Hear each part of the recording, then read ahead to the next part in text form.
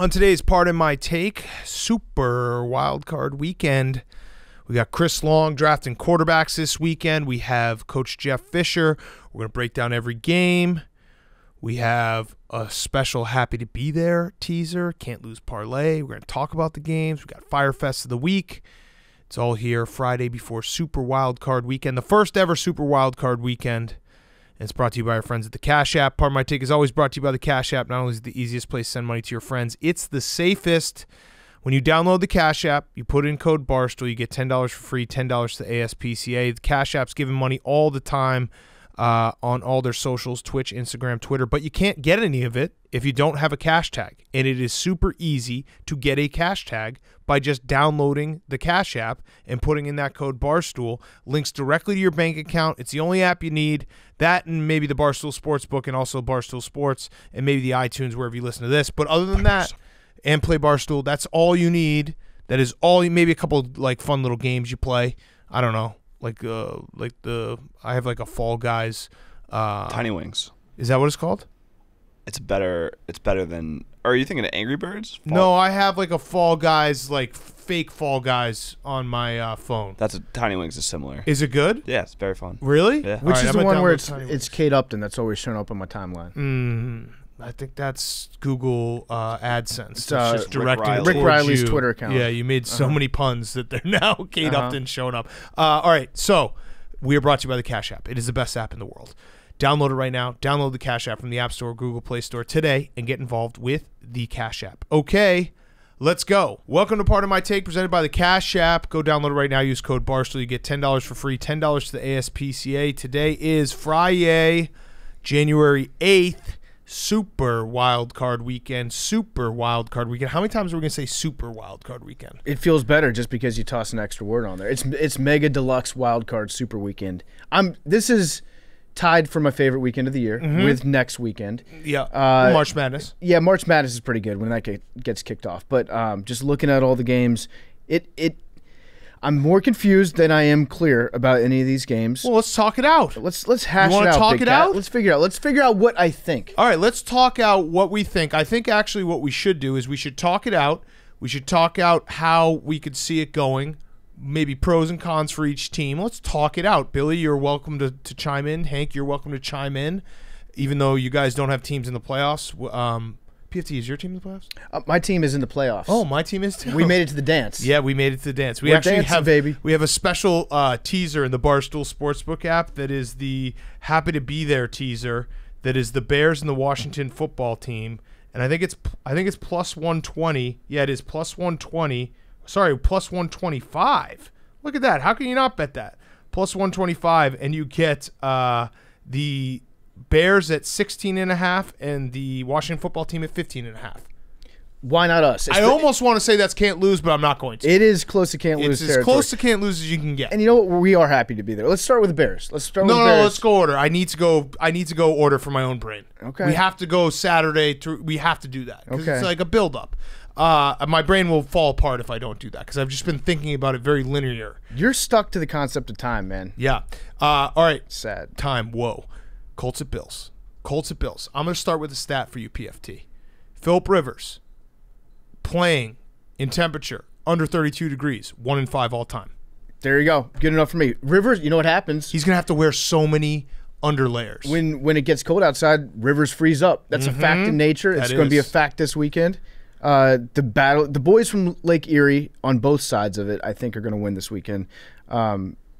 Josh Allen's just playing too good. Well, he's playing like an insane person. So the thought that is out there right now that has the Colts possibly hanging in this game and potentially winning this game, I do not think they will. I'm going to take the Bills, but is that they play a style of defense and they play a zone that has at least slowed down the Buffalo Bills at times this year. I don't buy it because Josh Allen, we've seen it even against the Steelers. Remember that Steelers game where the first half it was low scoring, second half it kind of broke wide open. Josh Allen's a playmaker. Guess what? You want to drop back in zone? He'll beat you with his feet. Like he can do everything. So I think they're humming.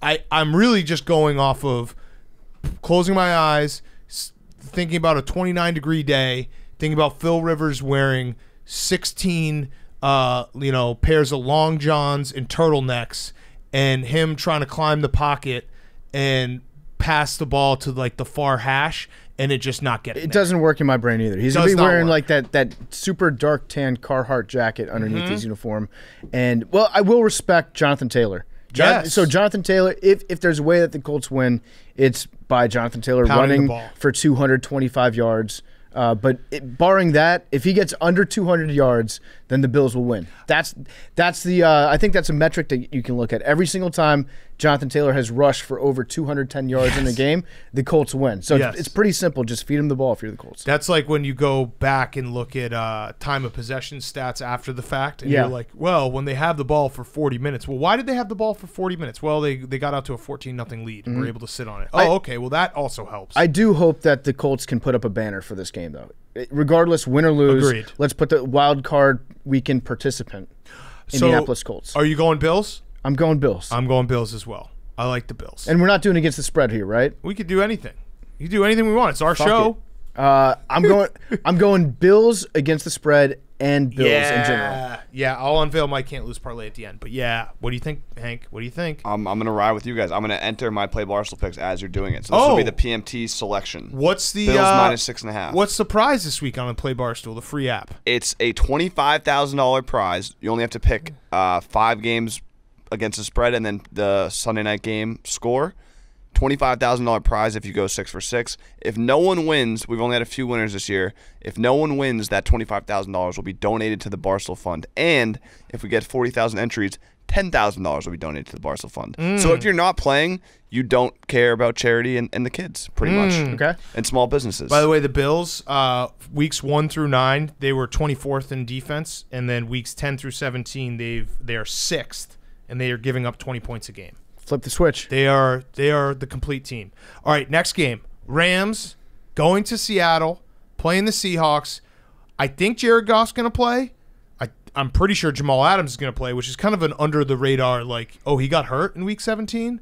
I just see this game as being like slow, grinded out. Both these teams know each other. It's crazy to think about Russ Wilson this year and how like high everyone was on him being in the MVP this year. I went back and I looked. He has 40 touchdown passes this year. In the first 8 weeks, he threw 28. In the last 8 weeks, he threw 12. Yeah. So it's crazy to see the Seahawks have completely flipped who they are. They played terrible defense the first half of the season and threw the ball a shitload. And then the second half, they decided to run the ball and play good defense. The Seahawks went from Texas Tech to Iowa football. And all in the middle of a season. And it works for the Seahawks. Yes. Like, I like this formula for the Seahawks. Yes. I think that if it's Jared Goff, they've got a chance. But if it's Wolford, I'm not this, and this is no shade towards our friend Jared Goff because he has a broken fucking thumb. Like, the fact that he's even thinking about playing means he's significantly tougher than anyone in this room. But I think the Rams, regardless, like you'd rather have Goff than not. But even with John Wolford, I think they can win this game because it's not going to be Sean McVay pass the ball 50 times. Yeah. Like, I think they are going to play really good defense and try to run the ball a lot. And the Seahawks are going to do the same. That's why I like the under, even though it's 42.5. But I think it's going to be these teams know each other back and forth. This is what happens to me all the time in the NFL. I was so dead sure that the Rams were going to be the team that was about to go on a little run a few weeks ago. And they lost the Jets. And then they start breaking my heart. Then they lose the Jets. So going into this game, if you had asked me a month ago, I would have said I like the Rams to basically make the Super Bowl out of the NFC. But right now, I can't bet on a Wolford. Wolford is just one. It's one of those names. Wolford kind of looks cool though. Like that picture of him, he doesn't give a fuck. And we're going to talk about this with Chris Long in a minute. But like, there's something scary about a guy who doesn't know he should suck. Yeah, but I think now he's going to know that he should suck because it's the playoffs. It's the playoffs. I'm going up against Russ Wilson. Maybe I should suck. It is actually like a home field disadvantage, I think, to a certain extent for the Seahawks. Playing in that stadium without having fans has got to be such an emotional letdown. Do you know what it is? Especially the guys that have been there for forever, they're used to going out there and having their ears bleed whenever the defense is on the field. Yep. And now there's nobody. They need to this weekend, since it is the playoffs, you need to create a playoff-like environment. They should be allowed to raise the decibels of the fake on-field noise. I like that. The home field advantage statistically like legitimately, if you look at it, did not matter this year. So I know that it's hard to get that out of your head because you play the game like, well, they still got to travel. It has not. I think it was like 50.1% like home field, the home team covering versus the away team. It really did not matter. So I don't know. I like the Rams in the under. I'm going to take the Seahawks. I really like the under. I'm going to take the Seahawks, and I'm going to go with the over because you like the under so much. Don't do that. Don't do it. No, you're riding a heat check on the under because the one under pick that you gave out this year hit. Don't do it. So now you're feeling yourself on it. Don't do it. Don't do it. All right, so Seahawks as well. Seahawks. Put it. Well, I like the Big Rams. Cat What is likes the the line Rams. on the play bar stool? 3.5. That hook. The hook. All right, I'll compromise on this one if you compromise on it later. Oh, I think I would be the third. Yeah, it's your vote. Rams. I love Jared You Goff. love underdogs. I love Jared Goff. More than anyone in the world. The Saturday night game, the premier game of the week. Yeah. Tampa Bay Buccaneers going to the Washington football team. PFT, would you like me to give you some stats that will help you? I'll give you a stat that will confirm that the Washington football team is a team of destiny. Okay. In fact, I've taken them off my team of destiny big board just because they're so far head and shoulders ahead of every other team when it comes to their destiny. They are by far the team in the NFL that has had the lowest COVID cases this year. So really, I thought the Seahawks had 0. No, they had 4. Oh. Football team had 2. Okay. If we're going by the Doug Farrar power rankings where the Titans are 32, and they'll always stay 32 because they didn't respect the coronavirus, unlike us, couldn't be us. We would never say anything that would lend you to believe that we didn't respect the virus. Yep. The football team had 2. We only had 2 this year. So that's the real championship, Big Cat. We're the healthiest. Yes, healthiest. You're the Yukon football. We are the Yukon football. I have stats for you, though. Okay. That will help you. Go ahead. Okay. Teams that are 8-8 or worse have covered 7 straight wild card games. Teams that are 8-8 or worse have won 4 straight wild card games. Okay. Yeah. So 4 times in the last 4 times, a team has gone in with 8-8 or 7-9, and everyone says, "How could this team ever win?" They have won. The Panthers did it. I remember the Seahawks did it. Yep. You could make the argument right now that the Washington football team is the 3rd best 7-9 team of all time. Mm-hmm. So if we win this next week, then we're tied for number 1. Correct. Which would be just a tremendous opportunity for us. But the most important stat: 4 wins. Yeah. That's all we need. 4 wins, and it's Super Bowl. It's probably not going to happen, but there's something about being an underdog, being underrated, having the entire narrative this week be like, wow, your team really sucks. The entire division really sucks. But where it's like, this is where the NFL flips itself. We called it like 4 months ago that the NFC East was going to suck. They get a sub-500 team into the playoffs, and they eventually shock the world. I don't want a narrative off you, but I don't. If you look at this weekend, and I agree with what you're saying in the fact that like we always look at the playoff weekend or any big football weekend, and the game that everyone's talking about is too obvious becomes the opposite. I don't think it's the Washington football team game though, because I think everyone is silently saying, "Ooh, Chase Young." I don't think it's the Bears. What do you mean they're silently saying it's Chase Young? Well, they're saying it in close quarters. They're not saying it. And Chase Young is saying it. People are whispering to each other? No, they're signing it to each other. People are signing winking it to each other. Or ESPing Don't to each other? Don't be an ableist. Chase Young? Okay. No, there's been murmurs though. Pass rush, this, that. Murmurs? I don't think the Bears have that either. It's the team that everyone has written off is the Browns. No, because people are talking about the Browns. No, but this Kevin Stefanski thing, and we'll get to the Browns later, but I think they take the cake of the team that everyone has written off. Well, in protest of Tom Brady, I have not drank water all week. I've been drinking everything else. I've been drinking supplements. I saw you drinking some I've been pee drinking earlier. some piss, mostly piss. Mm-hmm. I've been opening my mouth, collecting moisture as I walk around. And in a shout out to Eli Manning, a guy that beat Tom Brady twice in the Super Bowl. I'm staying clear of the TB12 method. In fact, I've got a bet with Stephen Che where if his Bucks win, I've got to go on the TB12 method. If they lose, he has to eat tomatoes every single meal. Ooh. Until the football team loses. Acid reflux. Very bad acid reflux. I have another stat for you. Hit me. Tom Brady, and this is the theory that we've been throwing out there that is confirmed by this stat. He's going to be tired because he looted the Capitol yesterday. Nope. 1-6 last 7 night games. 1-6 last 7 night games, 9 touchdowns, 8 interceptions, If you don't think this guy goes to sleep at 7 o'clock every night, you're crazy. Well, he's also dealing with advanced age. He's going to sleep It's early. going to be tough. Like it's tough to go into Raljon and win a game past 8 o'clock at night. That's just a fact. And some people have been asking me, I guess, if you haven't listened to Part of My Take since its inception, what is Raljon, Maryland? So I should probably redress that because there'll be the casuals out there are going to be calling it Landover on Saturday. It's Raljon. When Jack Kent Cooke died back in 1996, 97, whenever that was, he left the team kind of to his children, but he, more importantly than that, he named the entire town after his two sons, Ralph and John. Raljon. And it was called Raljon, Maryland until the team got purchased, but I choose to still refer to it as Raljon. I like it. So picks for this game. The Bucs are going to win. I think the Washington football team is going to cover. I agree. Oh. I agree. But you know what? Don't be surprised if the football team wins. That's a great way to say. 8.5. I do think the Washington football team will cover. But I do think the love Bucs you, will win. PFT, but I think they're getting shit pumped. Okay. Wait, but it's 2-1. It is. Yeah. Yeah. Okay. The official pick is I just Washington. keep going back. I saw this stat, the DVOA biggest gaps ever for playoff teams. The Washington football team is 32nd in offense and 3rd in defense. Okay. That's a significant gap. Now, but you have to take into account that several of those games were started by Dwayne Haskins. But I actually And it's think not gonna Dwayne be Dwayne. Haskins No, stop that sentence. I'm going to stop you right there. Yeah, Big no, Cat. I'm going to say it I because the actually narrative. No, because the narrative coming from Sunday night was all about Doug Peterson and the Eagles, and everyone just forgot that Alex Smith couldn't move. Right, but we might AB him. We might mix him in with Taylor Heineke, which is you get a dual threat quarterback in there. Yeah. If you have two quarterbacks, you have double the pleasure. Yeah, and you also have two most popular guys in town if they're both backups, which is great. I just don't think there's one other stat. Here's a stat for you. This is from my guy JP Finley at JP Finley NBCS. He was saying that he found some good news for Washington. Tom Brady is 31st in the NFL in on-target throws. Okay. 31st in the entire NFL in terms of on-target throws at 73%.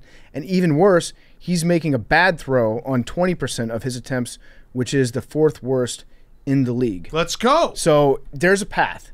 There is a path. I found a path here. There is a path. No, all these stats are backing up. I have another one for you, PFT. And also there's buzz that Deshaun Watson could be on the Washington football team next year. I think everyone has buzz with Deshaun Watson. Well, we had the first Photoshop. Yeah. We were first to market in terms of putting him... Wrong. Well, those were troll the Photoshops. Bears have had Photoshops for a very long time. The Bears are probably scrambling, trying to figure out where's our file, scouting file we had on Deshaun. Oh yeah, that's right. We forgot to scout him. Yep. So we're going to start from scratch. Only 3rd time in playoff history a road team has been a favorite of a TD or more in a wild card game. Both times the under and the underdog covered. You know what? I'm saying it right now. Keep sleeping. It's just all these stats. America, Come on. Vegas, and then haters, keep sleeping. Keep sleeping. But that's all I'm saying. Tom Brady, I'm coming. Here's a scary thing, PFT. If we do visualization exercise, Alex Smith with the ball, needing to go 80 yards. It's a vagina. to score a touchdown with 4 minutes left. That's scary. Yeah.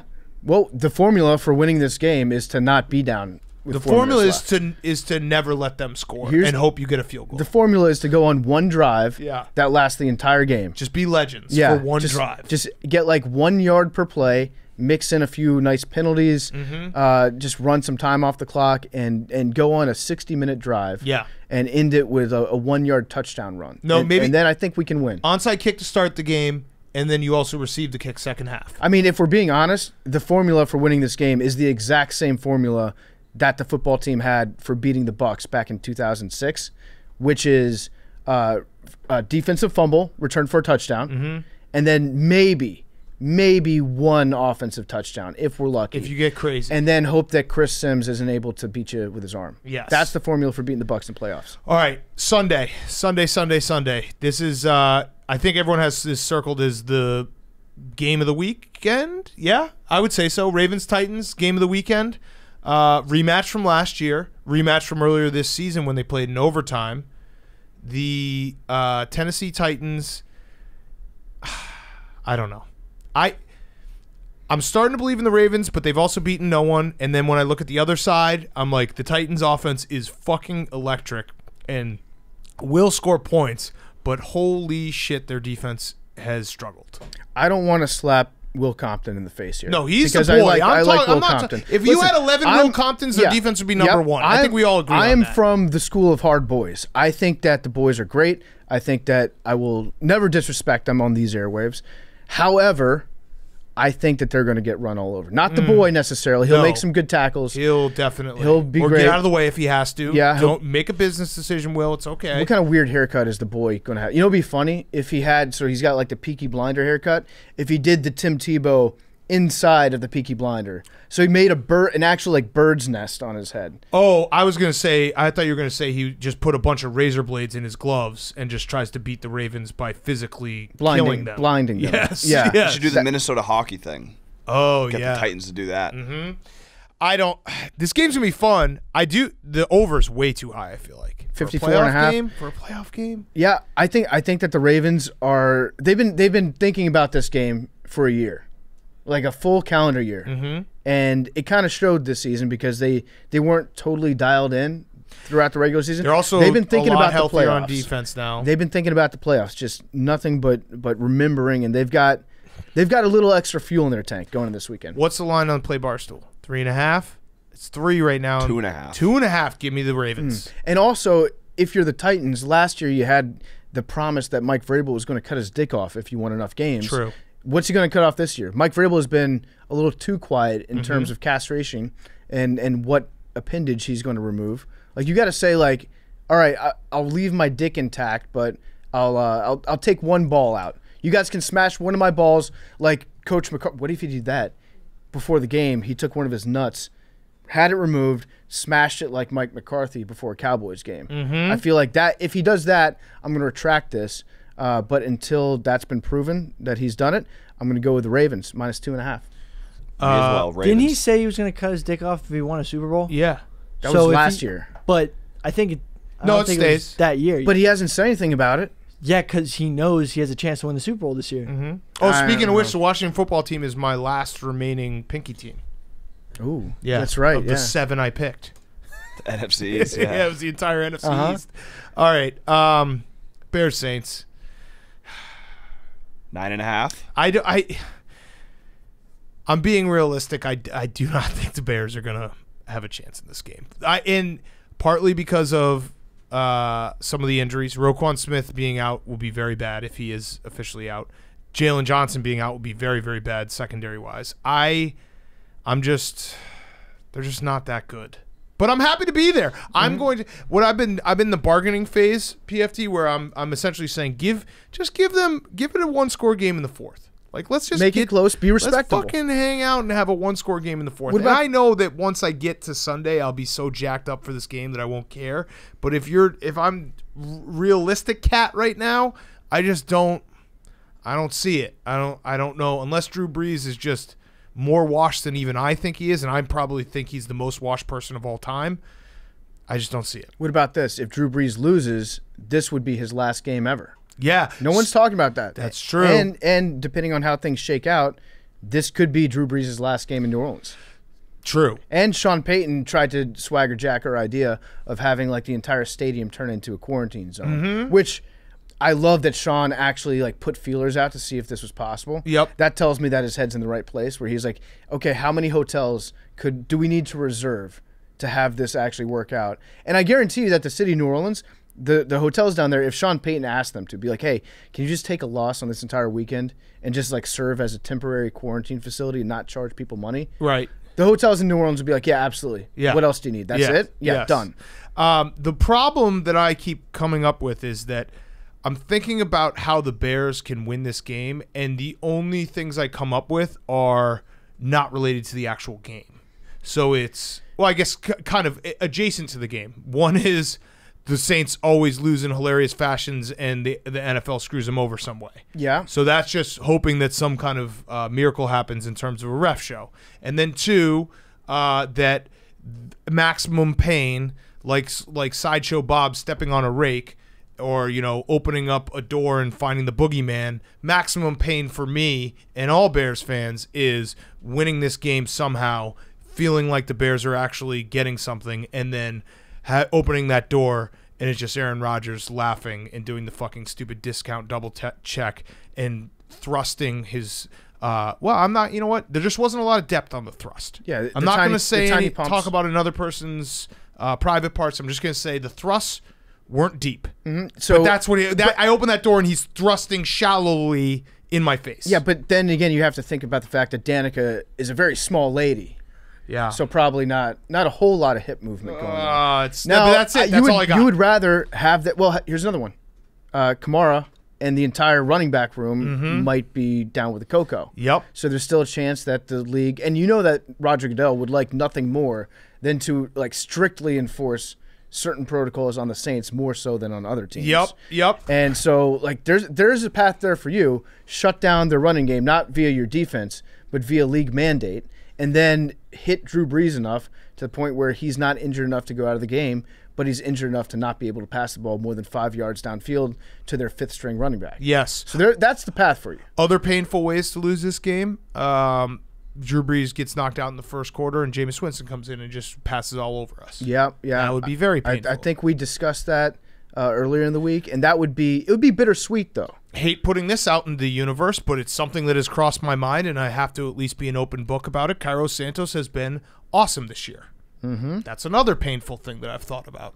So let's just say right now, sitting here on Friday morning, and you're listening to this, I don't feel great, but guess what? When I don't feel great, usually that's when I get shocked. So, I still think the Bears cover though. Like I really did think that in 2018 they were playing the best, like top 3 football team in the NFL when the double doink happened. I was very confident that they could get a roll and have a deep run. This is the opposite, so maybe the opposite will happen. You were one doink away. Maybe the opposite will happen. Yeah. Also, we're in the show. Just putting that out there. Nick Foles comes in the second half.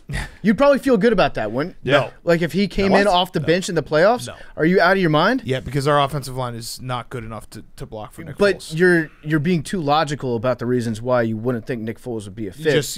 Nick Foles and just weird shit. Grit happens when Nick Foles comes into the game in the playoffs. Guess what? We're in the offs. Not going to apologize. We're in the offs. I've been reading articles all week. It's been exciting to think about Sunday. I'm excited for Sunday to get here. I'm excited for the chance that the Bears could maybe pull off a miracle. We're in the offs. We're realistically looking at the game. I don't see a path, but that's when don't count us out. And it's also probably count it's the Nickelodeon game of the week, which is going to be fun. Are you going to watch it on Nickelodeon? We're going to watch it here. Yes. So yes. I'm absolutely watching We're going to have on multiple. I don't know if we're going to go sound on Nickelodeon, Jake. Yes, you have to support my friend. No, you got to. Jake, I can't All right, do. then I'll be in here watching. All right, great. Perfect. Who's announcing it? My friend Ian Noah Eagle. Okay. No, wait, Noah Eagle? Yeah. What's his dad. Is he related? It's his son, yeah. Oh, coincidence. No way. That's a crazy coincidence that his son is announcing.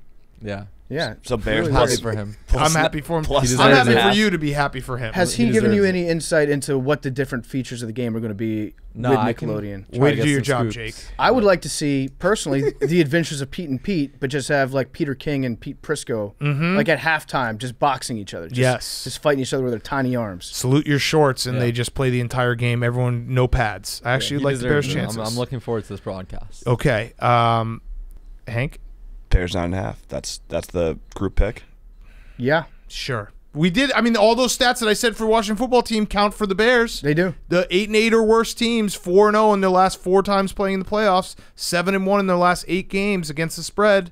Like those happen. Everyone's counting out the Bears. Don't count out the Bears. I say that. Did I say that with any kind of confidence? No, that was a please. I'm begging you, please don't count us out yet. I just need to get to game day because once I get to game you know day, I'm what? going to be like, yes, this is going to happen. What I'm rooting for is either the football team or the Bears. Doesn't really matter which. I would maybe prefer it to be the football team, but I just like us as a podcast to be Happy. to be still happy. Because the eventual heartbreak that will happen will be better for the show. Yeah. Yes. All right. Last up, Browns Steelers. Kevin Stefanski not coaching. This is the game where I feel like everyone's like, nah, this is Steelers easy. Even going back to Big Ben is never lost to the Browns in Pittsburgh. They have not won. Cleveland has not won in Pittsburgh in 17 years. That's Billy. Pretty much Billy's life. Big Ben is 24-2 against the Browns. He owns the Browns. The Steelers own the Browns.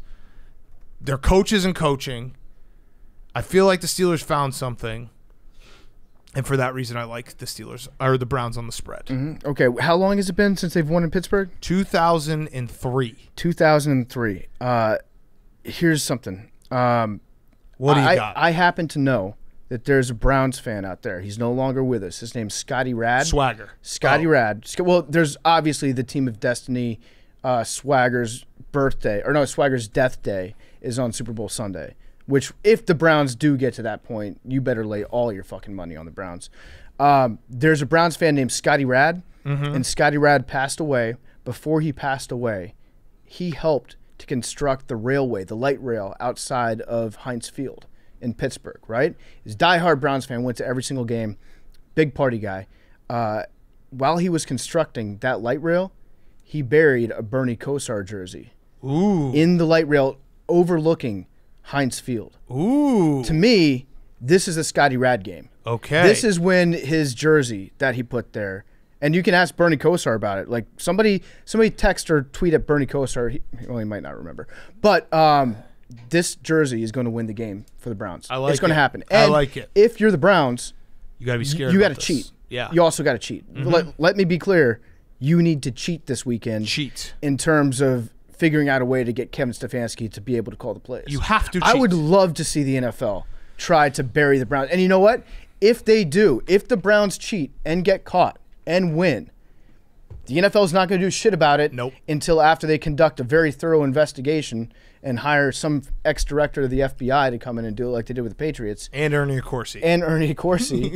They're not going to do shit about it until next year. And if you beat the Steelers, I guarantee you Browns fans will be like, yeah, take away our draft picks. I don't give a shit. We beat the Steelers in the playoffs in Heinz Field. Agreed. Worth it. So Cheat. Browns, cheat as much as you can. Cheat this Permission weekend. to cheat. We are giving you permission. Yep. We are pardoning you of all cheating. Yeah, it's like, if you get into a relationship, a lot of times people will say, I've got a list. Oh, if Scarlett Johansson ever comes on to me, I can do the deed. Browns fans, your list is you're allowed to cheat if it means beating the Steelers in the playoffs. Agreed. All right. Are you putting it in, Hank? What's the official score? Oh, we have to score on the Play Barstool app. 27. Browns 27. Browns 27. Steelers 21. 24? Yeah, 24. 27, 24. They'll get it. Mike Tomlin's going to kick a field goal when he should have gone for it on fourth down to make it a 3-point game. Okay. Or it'd be a Cody Parkey game-winning field. Why did you do that? I'm just saying 27-24. You son of a bitch. Wow, 27-20. I forgot about Cody Parkey. All right, 24. But then they win in overtime on a pick six. So would that be 30-24? Cody Parkey misses a kick at the end of the game. All hope is lost. Big Ben either fumble six or pick six to end the game. Dude, how much does it suck to be Cody Parkey? Like, I don't like him, and I don't feel you bad for him. But Why? Did you see? Yeah, so I think yesterday was the anniversary of Double Doink, and the day before was the anniversary of Auburn versus Florida State, and it wasn't a big kick, but it was a first quarter kick, and they're like, and Cody Parkey misses the kick. I'm like, holy shit, I forgot he was on Auburn. Yeah. So he's just got that back-to-back days. I also love when the announcers talk about Heinz Field. They always have to say the swirling wind Tough place to of kick. Heinz Field. Tough place to kick. That's the end zone where the wind swirls a lot. So Tough place to kick. I just don't. Yeah, if Cody Parkey kicks into the swirling end, then they're fucked. Oh, man. But I still think they tie overtime, game-winning pick six Browns. All right. I have a can't-lose parlay for you guys. Are you ready for it? Are you ready to hear it? It's going to be the most ambitious one I've ever done. It's probably going to be like plus 500 by the time that we get it all set up. Okay. PFT, I think this is actually good that I have the Bucks in it, money line. Okay. Baltimore, Bucks, Bills, Steelers, all money line. No spread, all money line. Baltimore, Bucks, Bills, Steelers. All money line. I like it. I like it so far. Okay. Seahawks, Rams, adjusted total, which you can do on the Barstool Sportsbook app, under 51.5. Okay. I like that one less. But under 51.5? Like, think about scores in that game. 27-24, you win. If Jared's not playing, that's money. Yeah. And then Bears plus 21.5. Yeah. Yeah. Man, it'd be really fucked up. Adjusting that I was like, at first I was like 17 and a half. I was like, nah, let's kick it up a little. What if you hit all of them and the Bears lose by 24? Yeah, I was gonna say that would suck. It'd be Jake. very Thank fucked you. up. I hope that the Nickelodeon broadcast goes off poorly. You got to get slimed. That's mean. Oh, Big Cat. Well, you were mean. Instead of Soggy Sorrows, Big Cat's got to do Slimy Sorrows. If the Bears blow his can't lose parlay. Oh man, 21 and a half points. God, they're gonna miss it now that everything's going out there. It's like Cairo Santos misses an extra point. They lose by 22. Hank, what's your body telling you? Like this time of year, you should be getting ready for the playoffs. You should be feeling good about it. You're like hormones acting up. You should be overconfident, but right now it's like. Well, this is usually like a Are you not getting preparation a period? weekend. Yeah, wild card weekend. This is a preparation weekend. I'm usually thinking 3 weeks ahead. Okay. I'm thinking about the AFC Championship. Usually, like my mind is focused on. There's no shot we're losing to next week. Who are we going to play in the AFC Championship? How about this? Which team in the AFC are you most scared about playing in the AFC Championship game? The Chiefs. Really, not the Bills. No, the Bill. I mean, we've dominated the Who Bills would you for like to- years. who would- I mean, come Who on. would you rather play in the? Who would you want to play in the second round? That doesn't matter, right? Because you're going to go to the AFC Championship. Right, but like, who would The you? Colts. The Colts. You want to play the Colts? like that happens. It's happened a million times. Phillip Rivers. We play them in the divisional round, smoke them onto the championship. Okay. Got it. Got it. Tale as old Okay. as time. Good. Yep. Are you gonna have a parlay for us, Billy? Yeah, it's going to combine betting the money line dogs, underdogs, and then the favorites. You bet the Super Bowl future to win, Okay. but you got to make it so that the All in one pick. yeah. Well, you Wait, bet what? like no. So for example, Steelers Browns. You Not bet the multiple Browns. teams can't win the Super Bowl. Just so I you know. Okay. All right. You can't parlay that, though. You don't parlay. It's not a parlay. Okay. Nothing's parlayed. You bet all 6 underdogs. And Money then line. you predict all the favorites to be the Super Bowl winners. But they still have to win 2 more games. Right. And then just to get to the right. Super Then Bowl. you re-up next week and do the same thing, but you bet the I don't underdog. think you're. Yeah. The math checks. There's some Really? math. The math I've been, checks The out? math checks I've been out? working You it. said a second ago basically you hadn't the done only, the math yet. basically the only. I'm trying to do it so like you lose all your money if the Chiefs win. That's the only thing. Which is okay. Very highly That's gonna that's a happen. very tough so thing to I'm still throw out there. figuring Like, stuff out. Hey guys, if the Chiefs or Packers win, I'm going to lose everything. Okay, but if team, it doesn't go that way, But, like, it's you're very- already talking about good. teams that are Going playing this $12. weekend. Right. So the Bills are like plus 700 and the Saints Right. are plus 750. Right. So you're putting a future on all those teams. Yes. And then you bet the money line. What's the Rams' future right now? So then if they lose, You won the money line. you won the money line, which actually pays for the bet on the future. Got it. Rams are plus 3,000. I actually don't hate this, Billy. It's complicated. I still have to figure out the math. I kind of don't hate this because then next week you re-up it. You like bet the you then probably have to bet the Super Bowl futures for the Chiefs and the Packers. Yep. But then Okay. you don't. It's a very complicated system. Still working out the kinks. Sounds very Okay. complicated. All right, well, bet responsibly. 1-800-GAMBLER if you have a problem. The Barstool Sportsbook app. Also, we are doing a Barstool Fund thing with the Barstool Sportsbook app. If you're listening to this and you're in the state of Pennsylvania, or if you live in the neighboring state and you want to take a little quick drive, if you have not made an account, if you make an account this weekend and you deposit and you play with that money, anything you play with, we will then put towards a small business in Pennsylvania. The Barstool Fund's over $20 million now. It's fucking insane. Big Cat, the Bears and the football team are both 10,000 to 1 to win the Super Bowl right now. Wow. Just saying. I wouldn't. Just saying. Yeah, just saying. Could we bet on both of them parlayed? Yeah, what if we parlay both of them to lose, to not win the Super Bowl? not win the Super What Bowl. would that return on I investment don't know, be? like a nickel. Yeah. All right, let's get to our interviews. We got Chris Long. We're going to break down the quarterbacks for Wild Card Weekend. Then we have Coach Jeff Fisher. Before we do that, Manscaped. Happy New Year's from our sponsor at Manscaped. Manscaped is the best in men's below-the-waist grooming, offering precision-engineered tools for your family jewels. And here it is to help you clean your balls in the new year. Manscaped, they actually sent us a big box. I already used some of the Lawnmower 3.0. It's a waterproof and skin-safe trimmer that will reduce nicks to your 2 best friends. The 3rd-generation trimmer even has a light to shine a light to the promised land. So you can it's like a mechanic or like a miner, like with the light on your head. You can get under the hood there. It's also time to freshen up down there in the new year. The Crop Preserver is an anti-chafing ball deodorant and moisturizer. You already put deodorant on your armpits. Why are you not putting deodorant on the smelliest part of your body? And for on-the-go freshness, you'll love the Crop Reviver ball toner spray. Start the new year with a fresh set of testes thanks to Manscaped. Manscaped even threw in their shed travel bag to keep all your goodies stored comfortably. Speaking of comfort, the Manscaped anti-chafing boxer briefs are also included and will bring your underwear game to the next level. Bring sexy back in 2021. Get 20% off. Free shipping with the code TAKE at manscaped.com. Your balls will thank you. Get 20% off and free shipping with the code TAKE at manscaped.com. That's 20% off with free shipping at manscaped.com. Use code TAKE. New year, new balls. Manscaped.com. Promo code TAKE. Okay, here he is, our good friend, Chris Long. Okay, we now welcome on our very, very good friend. It's been too long because he's got his own fucking podcast that's been killing it. It is Chris Long from the Green Light Podcast. Go download it right now. You can get it anywhere podcasts are available, Spotify, Apple. It is great. You also have Stanford Steve's on it all the time. It's a great show. It's great. Read The Green Room. You haven't listened to it, but it's great. I just said that I listened to Stanford Steve. I'll listen to anything Stanford Steve's on.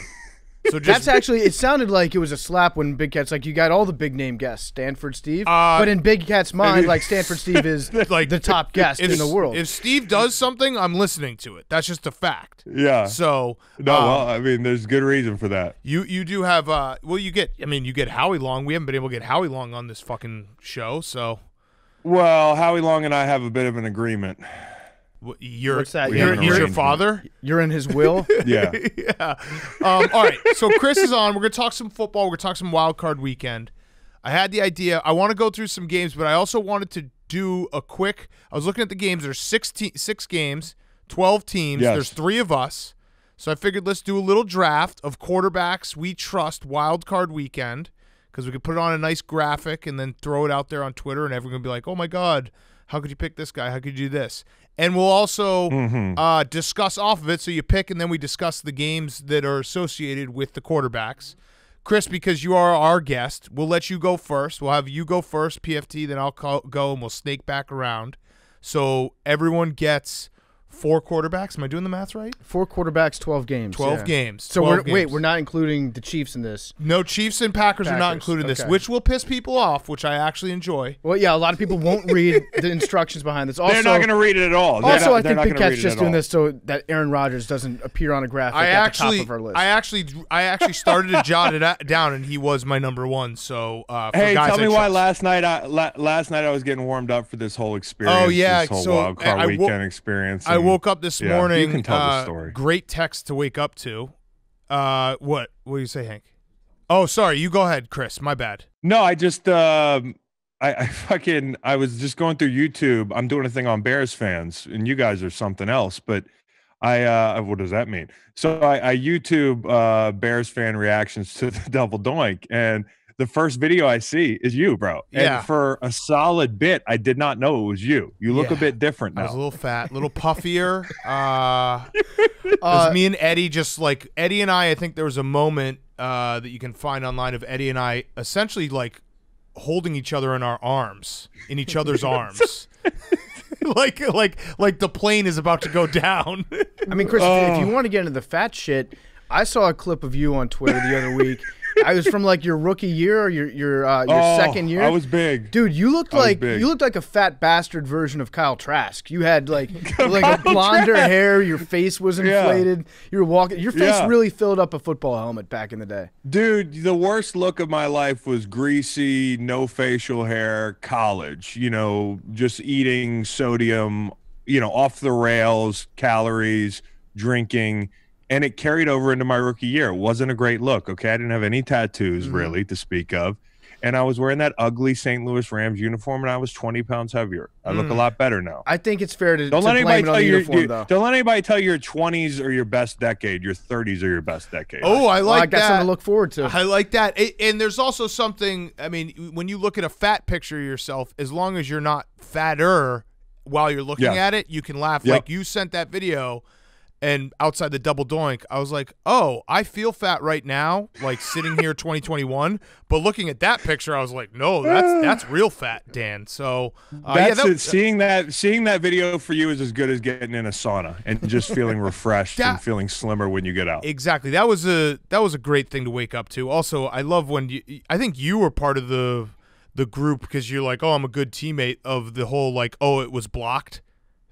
It was blocked. No, I it wanted wasn't. to bring that up. It wasn't fucking yes, blocked. Yes, it was. Chris. It was tipped. Just the tip, dude. It was just the tip. Trayvon Hester's tip hit the ball. No, it was missing anyway. He put his tip right on the ball, and then that guy left the stadium screaming at Cody Parkey. Cody Parkey, yep. Is that his name? Cody Parkey. Yep. And did you ever find that guy that went viral? Have you guys had him on the show? Works for us. It's a mystery. No, don't know the guy that called him cocksucker. No, shut the fuck up. He doesn't work for you. Carl. He works for you guys. He's a good friend of mine. I've known him for like a decade. Yes. Stop it. Yes. What does he do for a living? He blogs, podcasts, Redline Radio, Great Pie. We'll have to have you go on their show at some point. He calls Cody Parkey a cocksucker. He's a for real a living. media. Yes. Has he redacted that since he found out that? No, he's doubled down, and it turns out he was right. No, the Browns need to hire him like as on layaway on Sunday night. Just for a reaction when Cody Parkey undoubtedly misses another kick in Heinz Field. Because that's he's got to switch the accent. Well, the fact that they did Cody Parkey's still going to be in a playoff game, and now he's going to even worse place, like Soldier Field, bad place to kick, Heinz Field, even worse place to kick. That will surely not go poorly for him. Oh my God, it's so bad. All right, you were ranking quarterbacks. Yeah, I'm sure there's no catch to this exercise, so I'm just gonna. One of you motherfuckers go first. No, you go first. There isn't. It's a real football. It's a real football thing. It's real football. The quarterbacks you trust the most or are playing the best right now, however you want to say it, you convince us. Okay. It'll be a snake draft. Let's do it. Okay, let's do it. This is Josh Allen. Oh, Josh Allen. Let's go. Good pick. Why not? I mean, why not? He's legitimately playing the best football right now. So, I'm sure some people. I might take him over almost anybody, but Aaron. I might take him over Mahomes right now in this moment. He's got a hose, man, and he is making these like incredible throws that I don't think any other quarterback, including Aaron Rodgers, right now can be making. Yeah, no, I had him ranked first. I thought maybe there would be a discussion with whoever goes after this, but. He is playing the best right now. They're out of their mind. And here's the thing about him. A lot of it is Brian Dable. I read about the Jordan Palmer thing. I don't know if you guys read that article. I don't know where you guys are on quarterback gurus and that sort of thing. But, he talked about fixing his mechanics.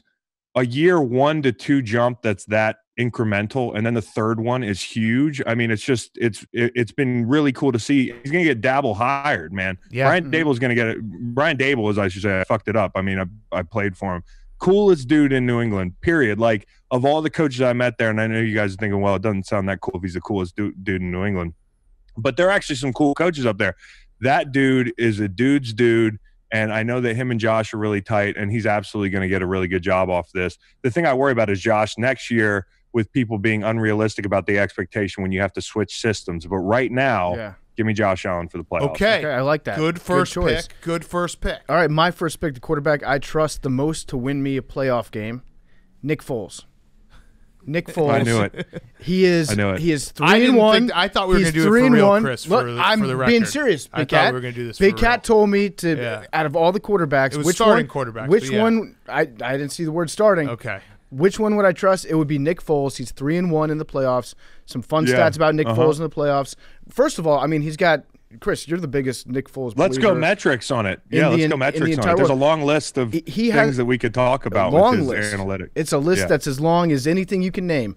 26 out of 32 modern era quarterbacks that are in the Pro Football Hall of Fame, Nick Foles has more playoff wins than them. So there are only 6 people that have more playoff wins than Nick Foles. Nick Foles might stink in the regular season. He definitely got Brett Favre in a few categories, doesn't he? He absolutely does. He laps them. But there's regular season quarterbacks, and then there's playoff quarterbacks. Nick Foles might be the best playoff quarterback of all time. Okay, Chris, for the record, I think we were doing it straight up with the quarterbacks starting this weekend. That's fine. I'll go. I have 2 picks.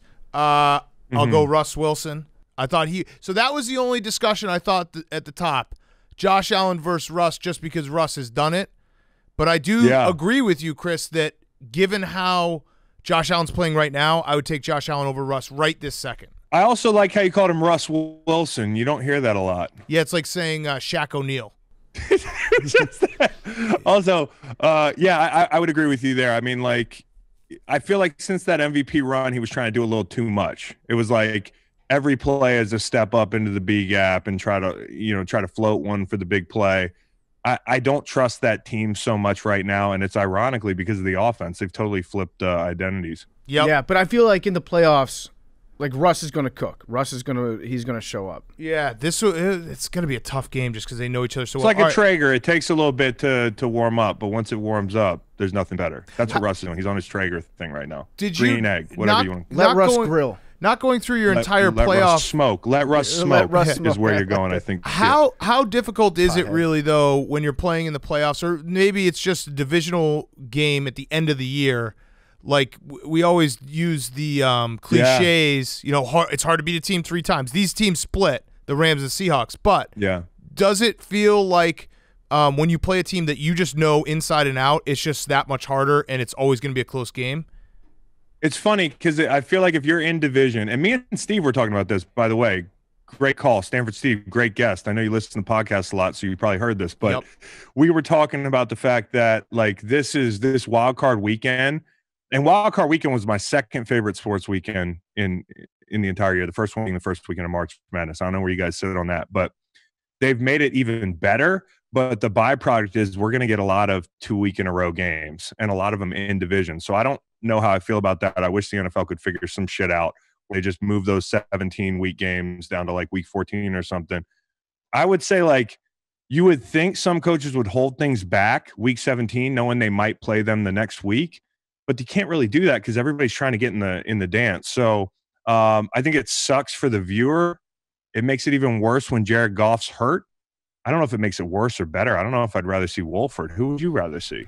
Probably Wolford. I don't think no offense to our friend Jared Goff because he is injured, but I don't think it matters. That's the point. Yeah, like the way they're going to win this game, they're not going to win it by throwing the ball 50 times. No, and I think Wolford gives you some, I mean, as we saw last weekend, hey, listen, I turned that game on last week, and the first thing I heard Romo say was like, Wolford's really getting off to a bad start. I think what he needs to do is get hit. And I was like, fuck, this guy must be playing awful because that's what you say when you're out of all the platitudes and that sort of thing. But, I mean, he threw one nice ball to Robert Woods on the right sideline, tucked it and ran it a couple times. McVay schemed up some kind of, design runs for him, which was a total shock. And you know what? I don't know if you guys noticed this in his interviews. He exudes supreme confidence. He's got those dead eyes, bro. Yeah. Mm-hmm. Yes. Yeah, he was better than I thought he would be. Maybe it was after he got hit because at the start of the game he stunk, and I thought he was going to stink like real bad. And I was like, wow, this guy's not awful. Well, there's a certain amount. You've been around a ton of quarterbacks. You can tell us if this is totally wrong, but I've always thought that a quarterback that doesn't fully understand that they're supposed to suck is actually dangerous. Yeah, and that kind of what he's absolutely dangerous. Just any player that doesn't understand they're supposed to suck is absolutely dangerous. And there's a lot of DBs like that because to play corner, you have to have such supreme confidence. Like quarterback's usually not that position. It is dangerous for the other team and yourself if you don't know that you suck. Right. I will say this: that game, the total is sitting at like 42.5. There. Yeah, under. That's snack territory, but I feel like everybody's going to be on it. Yeah, those teams they've played slogfest and the Seahawks like you said they've totally flipped. Their defense has gotten better and their offense has gotten significantly worse. So yeah, I don't know what to make of it. I will say this though, I like the Hawks, man. I just don't see. I just don't see it. This isn't one of those games that you're like, okay, everybody's betting the Hawks, and I'm sure most of us are on the Hawks, but I would still hammer the Hawks this week, and I do trust Russ. I'm not trying to heap on him, but it just hasn't been the same. Yeah, I think this is the week that DK goes off because Jalen Ramsey's done a pretty good job of him in their last 2 matchups. I feel like he's built up enough like hatred towards the Rams where they're finally. I don't know, man. I don't know, man. I felt like I feel like they're one of the few teams, and this is the scariest part about DK making a playoff run. Like the team that can actually, like, who are the elite corners that he's going to play that can really handle him down the stretch? I mean, the league has to look at DK. Other DBs are like, oh shit, after the first round, there's nobody that can kind of hang with this guy. So especially on that side of the conference division. So yeah, I'm all on the Seahawks. Who's your next quarterback? All right, so my next quarterback is, we're doing a snake draft. I'll take Brady, because if you look at the list of guys after, I mean, you got some Super Bowl winners there. So the only thing with Brady, and you played with him, but a slightly younger version of Brady. I do have a theory that he doesn't play well at night because he goes to sleep so early.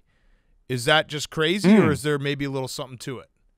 Man, I don't know that that's crazy talk. I don't know that that's crazy talk at all. The Bucs have been bad in prime time. Mm-hmm. Yeah, the entire team. The Bucs have been really bad in prime time. Like, I know because I bet the mortgage on them money line against the Saints. Second game. Yep. Bro, that was a rough night. Trying to do a podcast with that game on in the other room. At least they put you out of your misery early. Like, you had they put me out of my misery. That there was going to be a comeback. Yes. There wasn't like, I also bet Tampa when they played the Chiefs, and it looked bad early and they closed the distance late. I trust Brady. Yeah. I would have took Brady right now over Russ. Ooh, right now. Okay. Right now. I got both. Yeah. But what about Brady when he gets hit? He's the opposite of John Wolford, where That's what I hear I hear if you hit him, then you hit him, and that front four, if you hit him, he just loses. That front four, you could even expand and say front 5 or 6 on the football team. They'll hit people. That's what they do. They're hitters. That's what I hear. The Bucs offensive line is good, though, and you could actually you can trace where they kind of got lost this season was when Ali Marpet got concussed and was out for a few weeks. So one little shuffle throws everything off. And like when you look at Tom this year, it's been funny because everybody's fucking along the way like, oh, Tom's done, Tom's this, Tom's that, because it makes for good TV and all that. But at the same time, like, who picked them to beat the Saints in that division this year? Right. Mm-hmm. Like this year was the year of continuity. This year was the year of who's been there the longest, who's rolling right into it. And the Saints were that team. They ended up right where we thought they'd be. Yeah. 11-5, wild card. And they get, some people would think, the best draw. But the funniest shit to me was imagining Tom's kids wearing Philadelphia Eagles gear last Sunday night, hoping that the Eagles beat him so he could see Dallas and didn't have to deal with this front. Yep. But, you got to deal with this team. And I actually like Washington as well. I know you can get them for like you can get like 8.5 there. Yes. I got 10. Ooh, okay. So, there we go. Yeah, I like the football team this weekend. All right, so that's my first and second pick. So my second, I'm going to go. This might be controversial. I'm going to go with Big Ben. I'm going to go with Big Ben, and it's not because I think he's good, because I don't think that Big Ben's good anymore.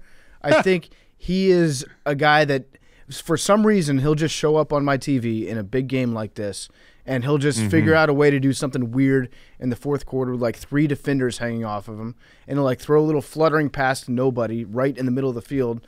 One of his receivers will pick it up and run for 30 yards. And do you think that that's coming? Because I wonder if, and like I thought they were playing, it was like they were playing the biggest game of possum in the history of the NFL until the second half of the Colts game. Like all year, not extending any plays. Oh, we're not going to get Big Ben hurt. Well, now is it time to burn the ships, and we don't care if he falls apart. I mean, Dan, I know you love the bit about, Ben's ailments every week. Yeah. I mean, but, I think at this point, Ben's going to play through anything. I don't care how dramatic he makes it.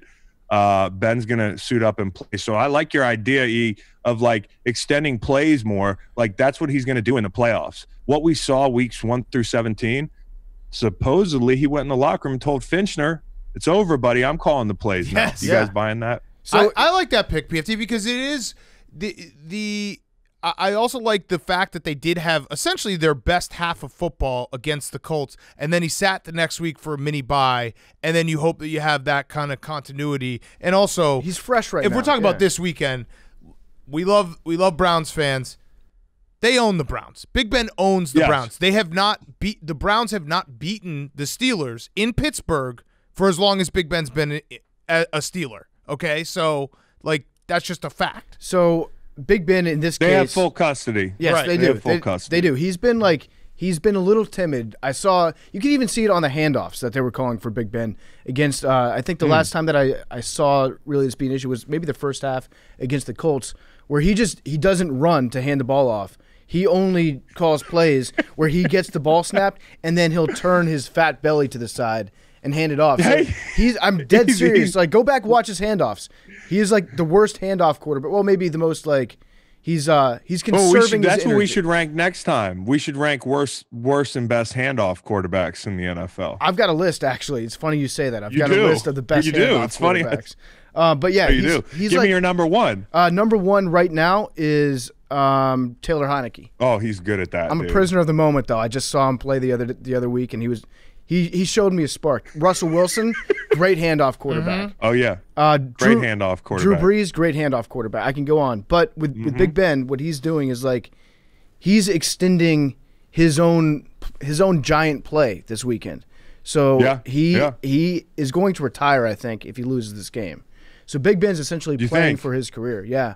I feel like he's not going to retire. He's just so then who makes forever. a play? Does Pittsburgh make a play for Deshaun with that news that broke earlier that he might be asking for a trade? I feel like do the Bears make a play for Deshaun? Do over. I mean, they can pull up their extensive scouting they did of him from 4 years ago, where they probably didn't even take him out to dinner. Yeah, I mean, Mitch Trubisky's got a higher career winning percentage than Deshaun, so I think they just stick. Yeah, you're right. You're right. And he outdueled him this year. Yeah, he's been to the playoffs 2 out of 4 years. All right, your next pick. You have 2.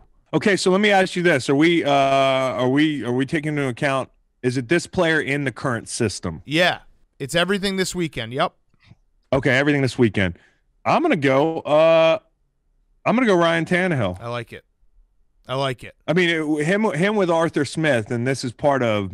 Well, it's not quite Ryan that makes me nervous about hiring Arthur Smith, and I think he's done a tremendous job there. But there ain't no Derrick Henry anywhere else in the league right now. So if you're in this hiring cycle, I would be careful. I would just be careful if you're looking for an offensive mind.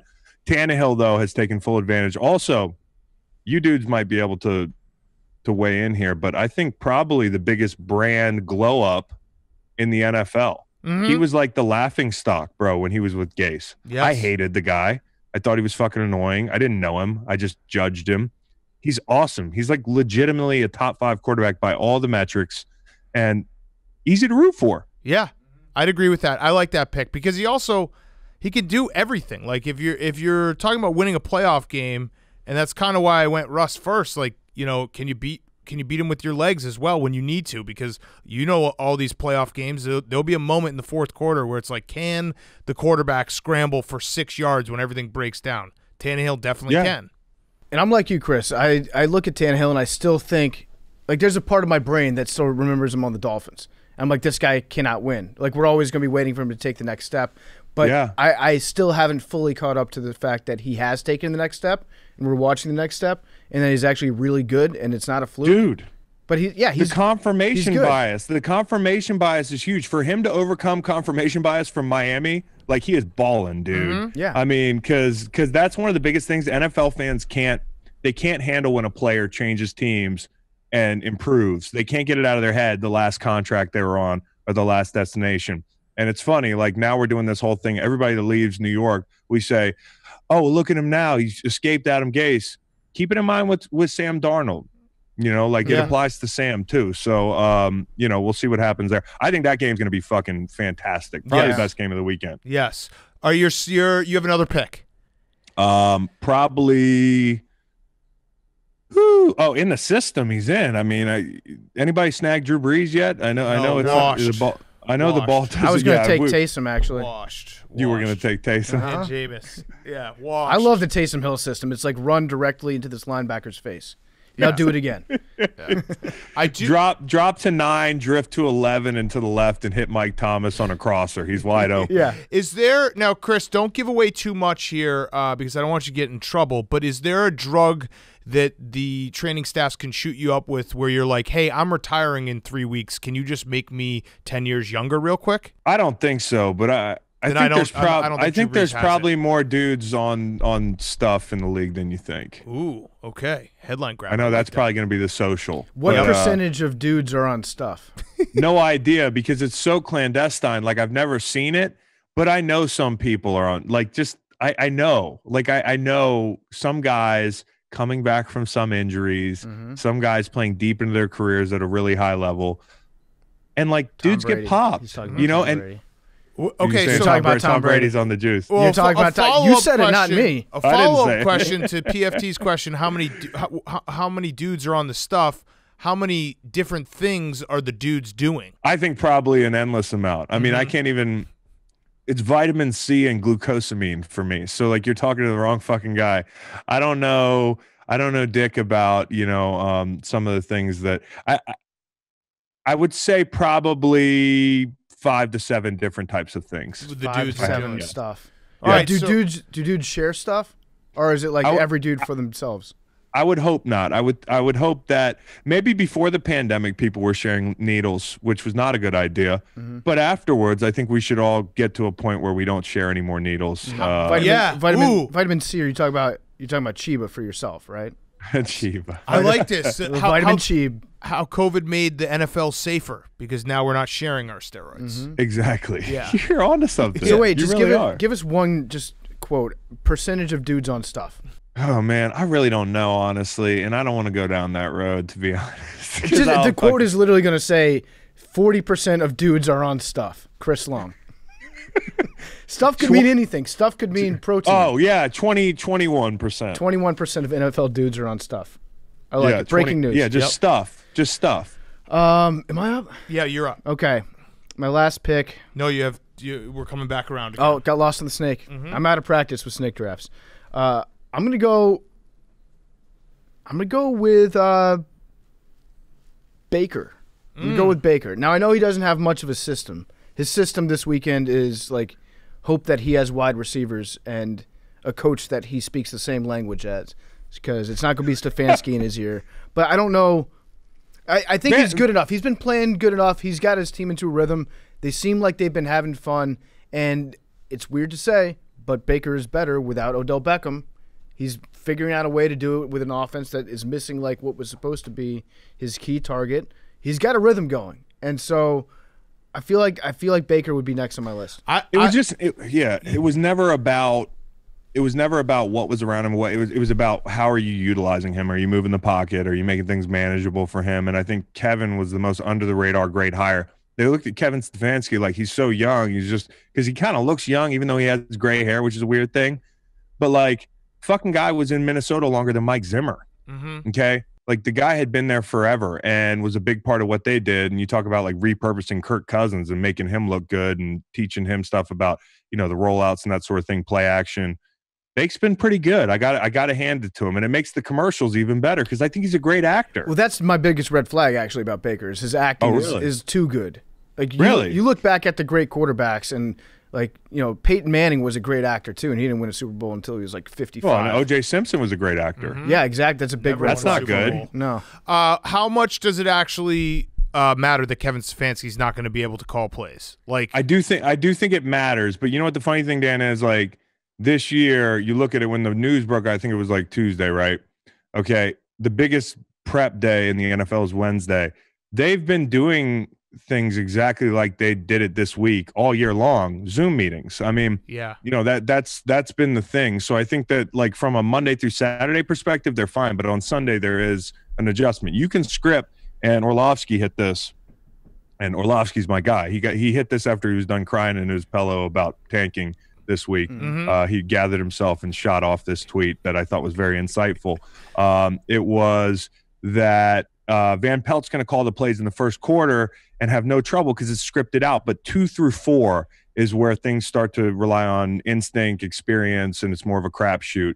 So I think early on they really need to build a lead, to be honest, in my opinion, because it's going to be kind of a shit show the last 3 quarters, or it could be. Now, as far as like throwing challenge flags and that sort of thing, they're going to have the head coach, in effect, the special teams coach is going to do the clock shit and et cetera.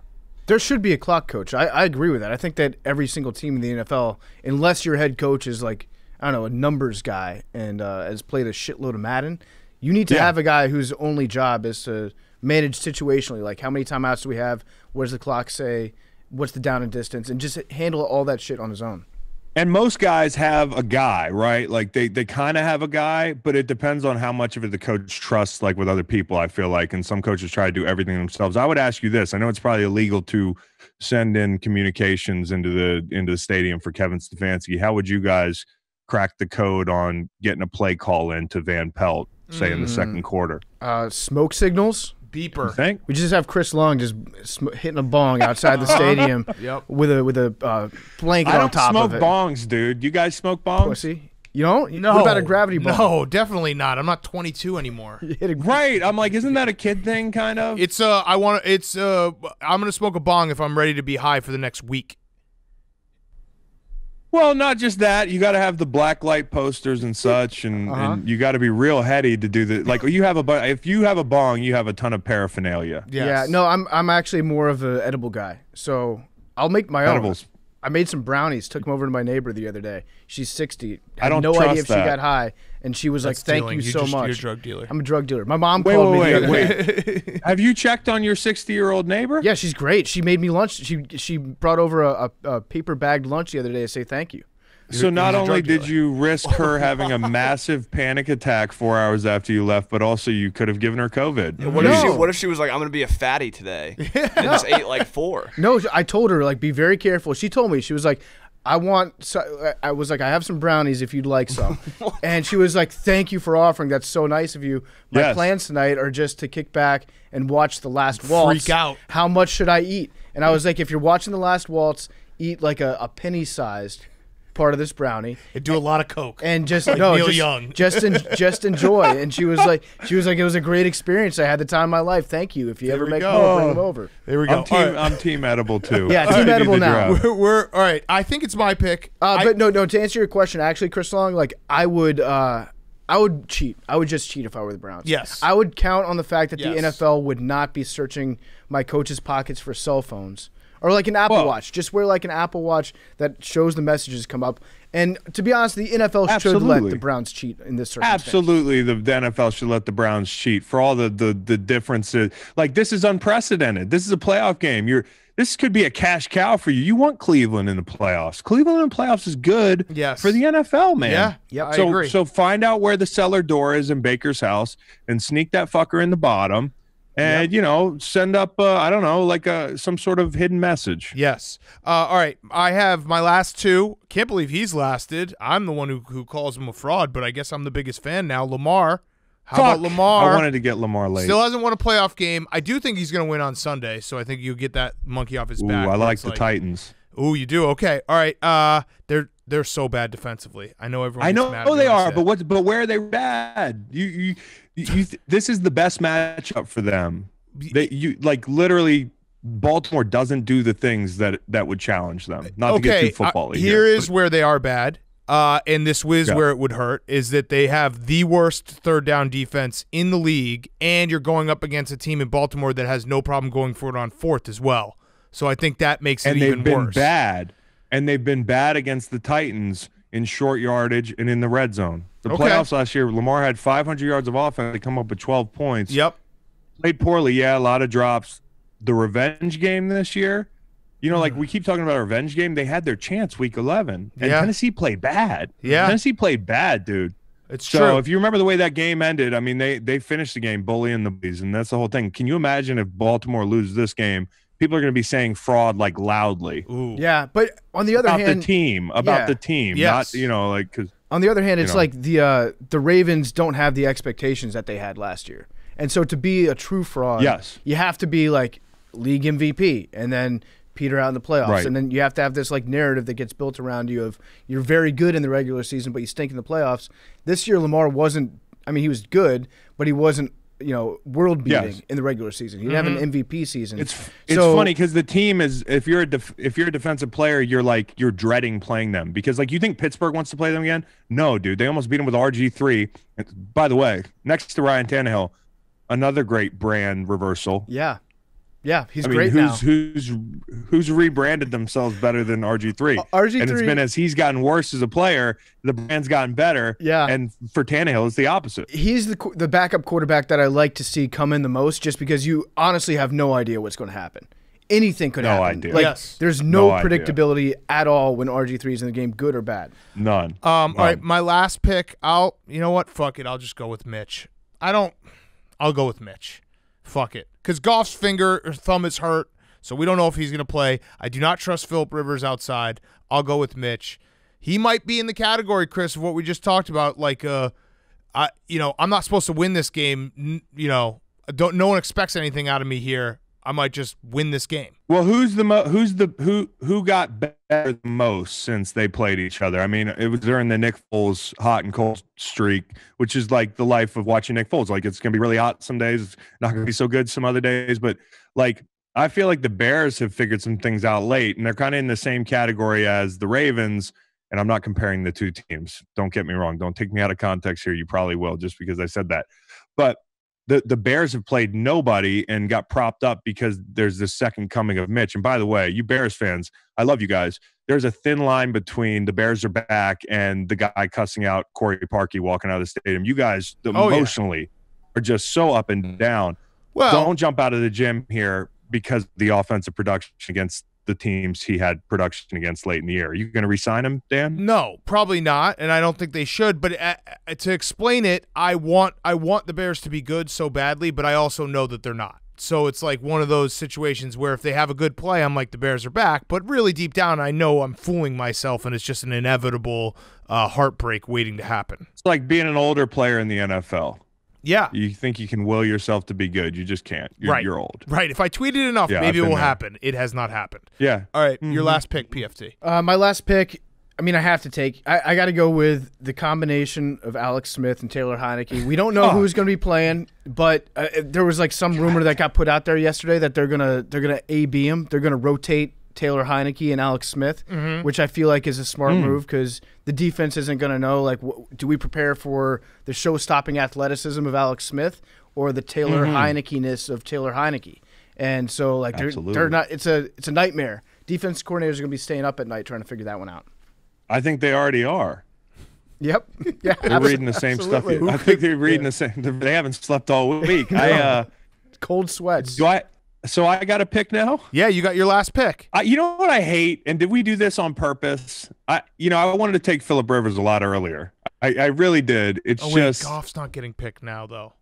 Well, no, it's John Wolford. It's John Wolford. Hank's number one pick will be Jared Goff. Yes. So we'll have Hank's Hank number off to one the pick. side. Yeah. But we don't So know be if he's number one. playing. We don't know if he's Interesting. playing. And also, you You're can right. blame There's- PFT because he picked a backup with his first pick. Very It's Nick interesting. fucking There's Foles 12 guys who that we beat the could've picked. Hey, Patriots did you in the guys Super see? Bowl. Did you guys Unlike- see the? I got Phillip Rivers, but did you see the backup quarterback for the Cardinals had a sleeve tattoo? Yeah, he was something else. Streveler? Don't see that a lot. Did he have a visor too? Yeah, he looked like an Aussie punter who just they threw in there to be like, here, try to play. You're just quarterback. thinking about the Miami guy. Yeah, who's Yes, awesome. Yes, he But is. The Miami punter who's like 32. He's like, this guy is killing it down Yes. there. Chris, Yes. is there some truth to our theory that quarterbacks with visors can't win Super Bowls? All right, so I know there's a catch here. Who had a No, visor? that won no, a there's Super- not. No, It's never people, happened. people try to prove us wrong because like Jim McMahon Oh, wore a Nick- visor later on in his career with the Chargers. Okay, well, Nick Foles won one for your team as well. He wore one. He didn't win one with your team, but he wore a visor. If you didn't catch that, dark visor. Yeah. Nick Foles, Right, is the and guy who he gave took it all off. that Yeah, he false took hope. it, he took He it took off it off. immediately. That was the whole problem. He That was took the it whole off and problem. beat the Falcons. Because the only quarterback that's played, I think Big Ben played in a Super Bowl with a visor, but they lost that one. Cam might have too. Yeah, but Cam The lost. Green Lost, Bay yeah, in yeah. 2010. No, there are a few quarterbacks that have played in Super Bowls and lost wearing visors, but you never win a Super Bowl with a visor. Just think on. about it. Think about it. I am thinking about it, and I think you guys got a good point. Yeah. I do have one last question for you. So, Yeah. do you regret back in was it 2017 we had you on the show when you announced that you weren't going to go to the White House? That was a weird thing for you to say. Do you regret not going to the White House so you couldn't say to Donald Trump, "Hey, if you ever don't get elected, then you should peacefully transition out of power"? Like, I feel like that's a lot on you, Chris, Yeah, it because is. you had that moment to impact future policy and you passed on I it. could have. Disavow I was yourself. told by a lot of people that I should have took the meeting. Yeah. Yeah. Yes. Do you regret not taking You that could have meeting? changed policy. It could have been me. Could've It could have been been you. me. And worse, you get a free Yeah. Big Mac. Free Big Mac would have been great. Yeah. Would have been great. Those who was it? Clemson. Yes. Those Those guys looked really happy to be getting the. Or was that it LSU? rules. Honestly, I would have loved that. Yeah, that ruled. If I showed up in a room and there was 4 different types of fast food, just endless supply, I would have been like, this fucking rules. Well, what about after COVID? Are you just a table full of hamburgers with the condiments on them, just sitting out there for an undetermined amount of time? You're eating them. Just grab it. I don't like room burgers because I feel like anything that you leave out, food in general, if you leave out uncovered, it just takes on the taste of the room. But if it's in the cardboard box still, like if it's a quarter pounder, Taste of the room, huh? yeah, if it's been out in like a box for 5 hours, but it's still inside that quarter pounder cardboard box, I'll still eat that. Absolutely. No problem. Yeah. No Yes. problem. Yes. You know what? On a serious note, though, when we did that, you guys felt bad because it actually blew up that I wasn't going to the White House before the game, and I was just getting crushed for the entire game week. Yep. You We guys did should feel bad bad about that. We did. But you're a good friend. Everyone go download the Green Room podcast. It's green light. Green light. Oh, yeah, fuck. Yeah. What Matthew did I say? McConaughey Green Room at the stole- start? Did I say Green He Room at the listens- start? No, you said green light to start. You guys had Matthew McConaughey on. His book's called Green Light. He ripped our pod off. Yes, he did. Fucked up. Straight up. Totally. Straight up. Totally. All right, dudes. Chris. All right, Chris. Thanks, bro. Thanks, dudes. Here's Jeff Fisher. Okay, we now welcome on recurring guest, good friend of the program. It is Coach Jeff Fisher. We wanted to have him on, talk a little football, maybe talk about his return to Twitter, maybe talk about his return to football. Coach, let's do the small talk first. What's the biggest fish that you have caught in the last 4 months? Oh boy. Well, let's see. I slammed a Mexican Grand Slam is a permit, a tarpon, and a bonefish in the same day. I did that right after the area Ascension Bay opened down in Mexico, and then I stuck about a 20-pound steelhead in Alaska right about the 1st of October, first or second week of October. So that would probably be the biggest one.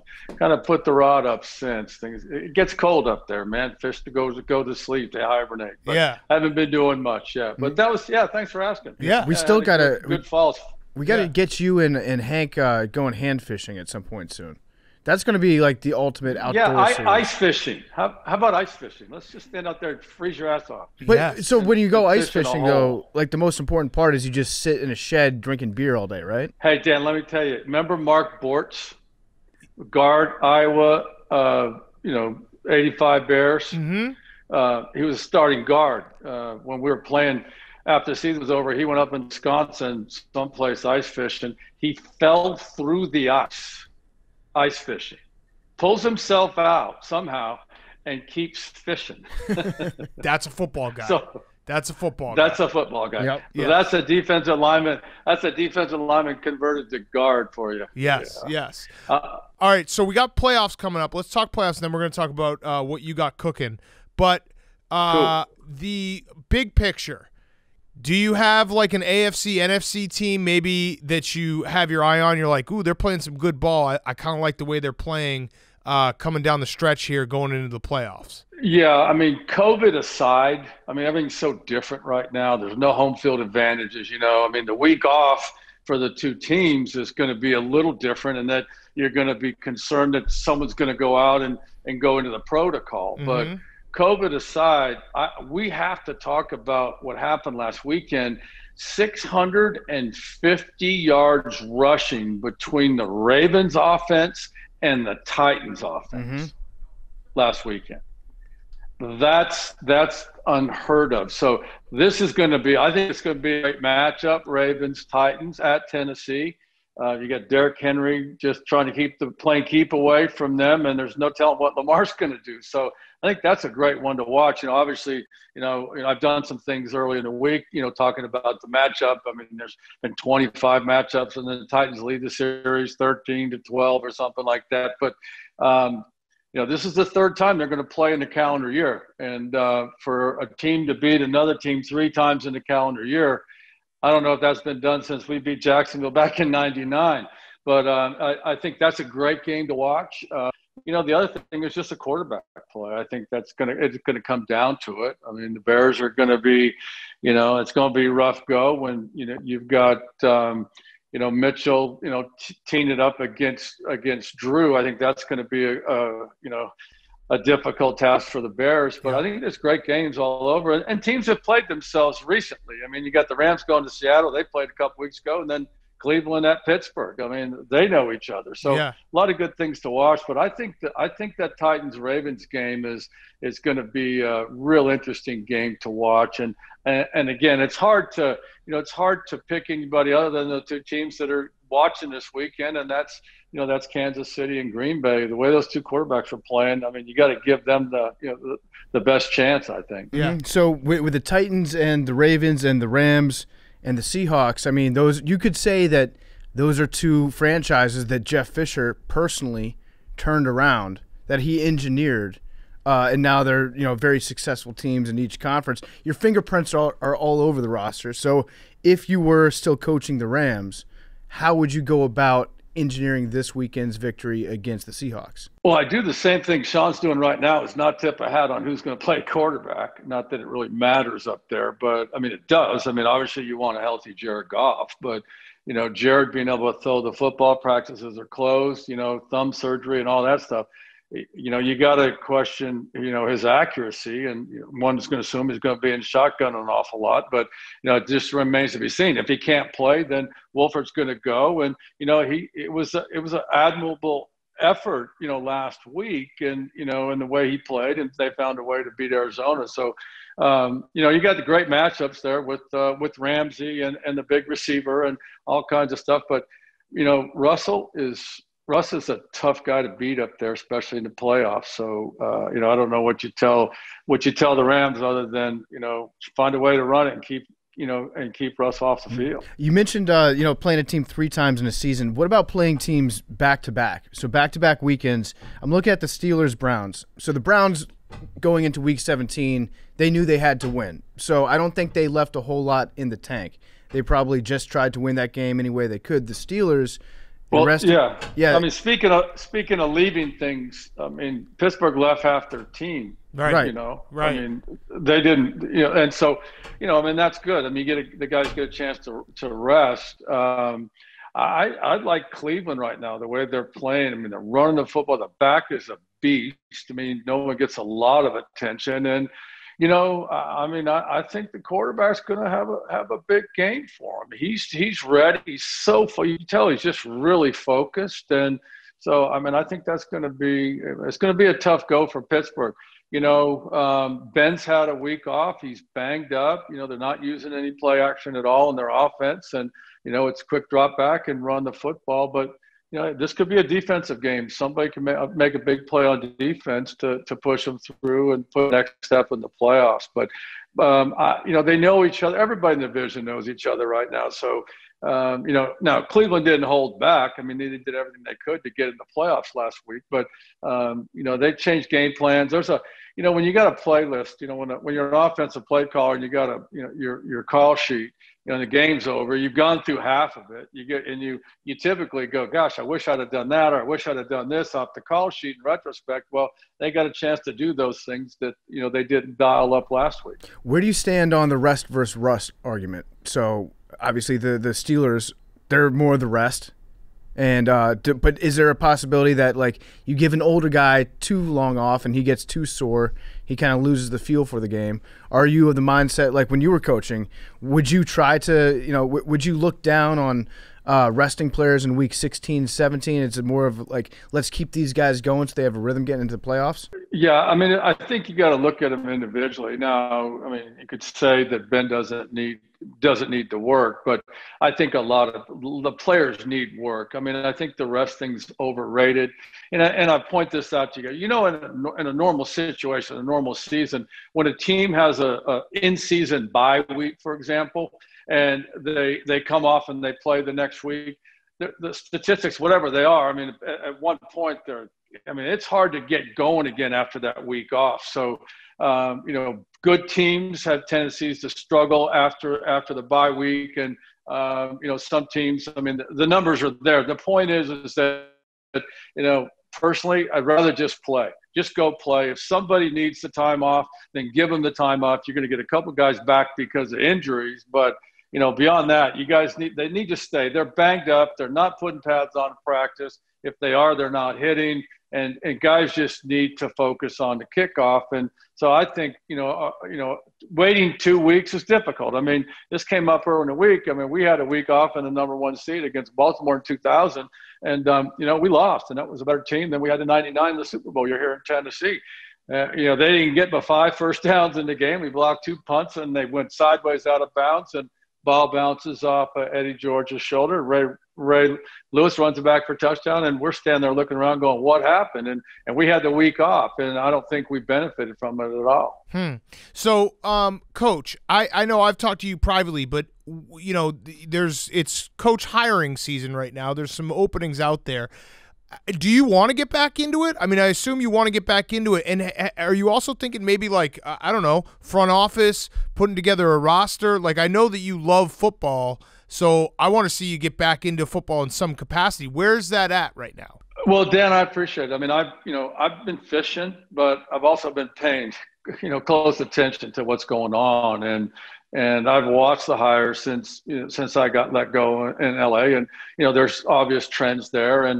I have an interest. I feel good. I know what's going on. I got a staff ready to go, and it's a matter of fitting in the right place at the right time. And if the National Football League and those people making the decisions think that I had a good run and my time's up, then I'll definitely consider something along those lines. I mean, you and I talked. I think. There's no substitute for experience, as you can make the argument. I mean, the things that I've gone through over the 20 years as a head coach, they're unmatched, whether it's social injustice or diversity, you name it. Young coaches are going to come in the league right now and they're play callers, and they're all excited because they get to call plays and put a roster together. And after 2 years, I guarantee you ask them, did you ever imagine to have these things come up, the non-football or the football associated things, the off the field, or these issues or those issues, and they can't comprehend the things that come up. I've been through all that stuff, and as you said earlier, we put together over our careers with a lot of help. I had a lot of help, but we built 2 pretty good franchises that we took over. They were both 2-14, and as we discussed, I mean, I've coached 2 teams and 5 different cities and 6 different stadiums, and moved 2 of them. And, it's all about having a quarterback. And you go in someplace that's got a quarterback, or you go someplace that doesn't, and you can build a program. And the key to building programs nowadays is being able to sustain it and understand, how to build a roster and how to maintain the roster and how to project to several years in the future as far as putting those pieces together. So, I feel like I'm not detached at all. I've been in it, and to be honest with you, I've dabbled a little bit in the college game as well. I mean, I've talked to several programs over the last couple of years. It wasn't right, but I understand that side of it. And as pro coaches are going to college, you've got college coaches come to the NFL because they're a little leery of what the future holds with respect to the transfer portal and things like that. So, all options are open to me right now. If it happens, I'll be forever grateful. If it doesn't, then I still have some cool things ahead of me to do. Yeah. What about another franchise that's moved recently? San Diego to Los Angeles. The Chargers. Maybe get you and Greg Williams back together. Dr. Heat. Get the old band back together. Coach out in LA. You got Justin Herbert. Before that happens, I got to sit down and have a long talk about Greg's philosophy at the end of the game. No, I wouldn't let him do. I wouldn't have let him do that had he been working for me. And I'll kid around a little bit, but there's reasons that Sam Darnold has not gotten off to his start, and Greg knows this because I've been critical of Greg about this, and that, the things that Sam sees on the practice field from Greg Williams will set a quarterback back years. And so Greg and I need to have a little sit down before we reunite, if that happens, especially that last play. Now, in Greg's defense, Greg's smarter than everybody else, because Greg was thinking, I want to ensure that the Jets have the number 1 pick in the draft. Right. That's why. Brilliant.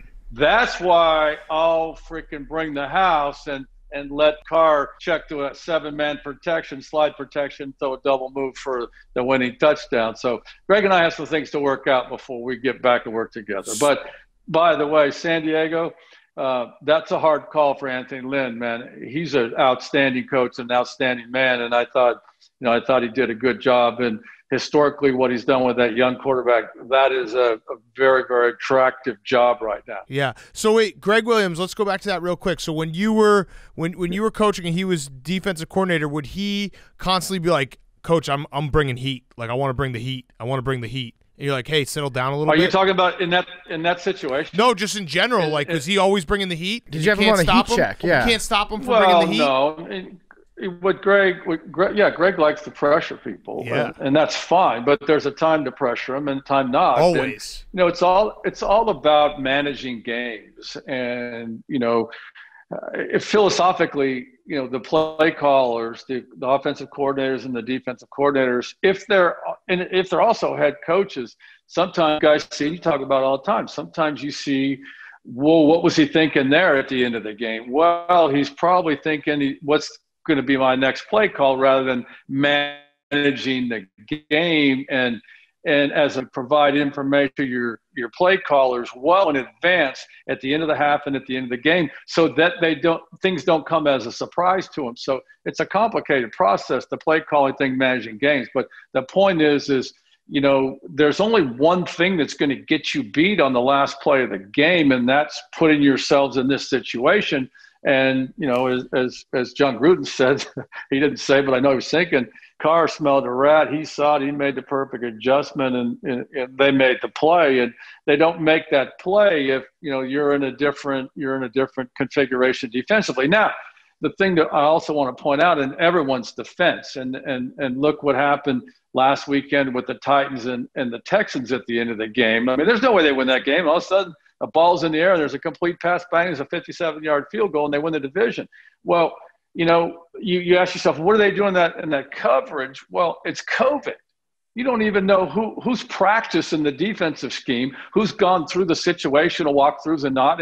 And play callers are, to a certain extent, limited in what they're doing. So, there's a lot of reasons for it. But sitting back and watching it, one would say, that's not right. But, I'll give people credit. They got, they're smarter than some of the decisions we're seeing made during game time. But a lot of that has to do with COVID and who you're working with and the circumstances you're dealing with. Yeah.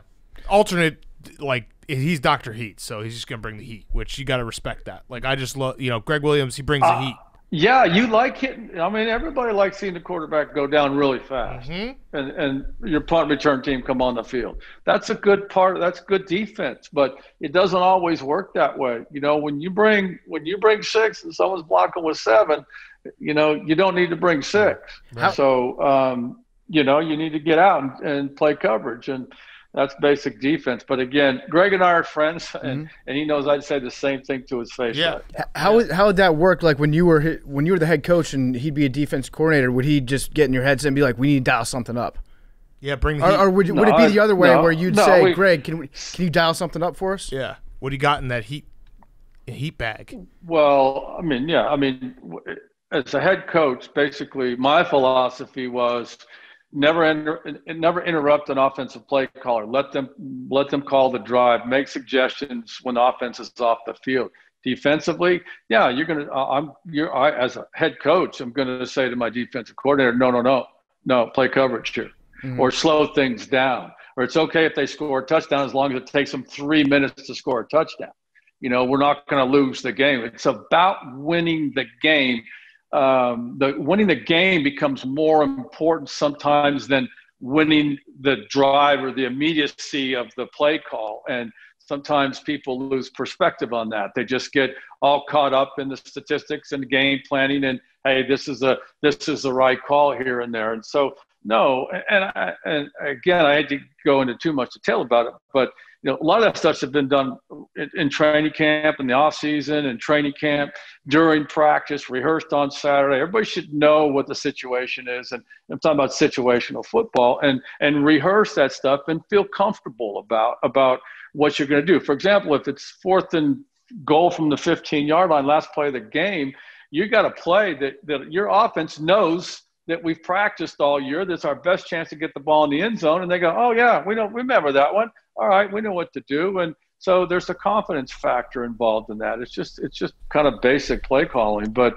yeah, as far as Greg's concerned, he's had a great career, and he'll get back. He'll get back. And again, I mean, from Greg's standpoint, he was just trying to get the guys around the corner from you guys that first pick in the draft. Yeah. That was all he was doing. I want to go back to something that you said earlier. Brilliant. It's fascinating, and I haven't really thought about it from that perspective, but sometimes a defensive coordinator can actually limit the effectiveness and the growth of a young quarterback on that same team based on what they see in practice. So from your perspective, if you've got a young quarterback, what kinds of defenses are you telling your coach not to run in practice? Like, what are some things that will set him back? That's a great question. I'll give you an example. It was when we had Jared Goff. My last year with the Rams was Jared's rookie year. Well, Jared came to us from Cal, and Jared had never really called a play before. I mean, everybody looks to the sideline, and it's on a card, and he calls the snap count, and they go. So Jared had a lot of work to do, and there's a progression with respect to developing quarterbacks. And so, if you put Jared Goff out there against your number one defense in an OTA or even the start of training camp, and he's got all this stuff going around, he's not going to be successful. He's just confused. I mean, you remember when Sam Darnold said I was seeing ghosts? Mm-hmm. You remember that. Okay, well, that's part of the process. And I'm not blaming it on Greg, but, there needs to be a progression. He needs to see one high or two high, and then you just take your time and progress into that. Now, if Greg Williams, which he was at New Orleans when they won the Super Bowl, and they go out to start training camp or OTAs or whatever, first day of practice, Drew Brees is going, bring it on. Yeah. Great. Drew's seen everything. But there's a difference between Drew Brees in his 10th or 12th year and a Jared Goff in his first. Yeah. You can't bring a young quarterback on with all that stuff going on. And so, no, I didn't allow that to happen when Jared was there. And when I was there with Greg, no, Greg knew exactly what he was going to show Jared, and knew when Jared was going to be under center on the practice field. I'm not saying that happened that way in New York, but I'd say it probably didn't, based on the fact that Sam Darnold has not been developed yet. Yeah. All right. So, Coach, I want you to get back into a job. It's great to hear that you're ready for it. I had one last question. You're back on Twitter. Is that you fully tweeting? That's fully you tweeting. No one else tweeting. That's me. I took a break. I went through a life experience. I lost my father back in October, and I just kind of backed out of everything. So it was a highly emotional time, and it was a difficult time, but it's that it's that the circle of life that you go through, and I went through that. So I just backed out, and I just felt like yesterday, I'm kind of looking around going, yesterday was so crazy, and it was just time to reach back out and say, hey, if I can touch somebody's life on Twitter, I'm going to. Mine was certainly touched personally, and I'm blessed with grandkids and a lot of good things in my life. And so I'm back. I love it. Like I said, I'm back. Watch out. It's good to have you back. I love it. You're the GIF king of Twitter. Yes. You're the gift that keeps on gifting. Yes. Well, you guys are the best. I appreciate the opportunity to come on and have a blast. I understand you had a chance to talk to Chris Long, who also is one of my all-time favorites. Yes. So, yeah, you guys are the best. Take care of that little man. Thank you, Coach. Really appreciate it, and we'll talk soon, all right? Okay, thanks a lot. That interview with Coach Fish was brought to you by the Barstool Store. The weather's getting cold, the days are getting shorter, winter is officially here, but don't worry, the Barstool Sports Store is filled with everything that you need to stay cozy, stay warm, keep warm this winter.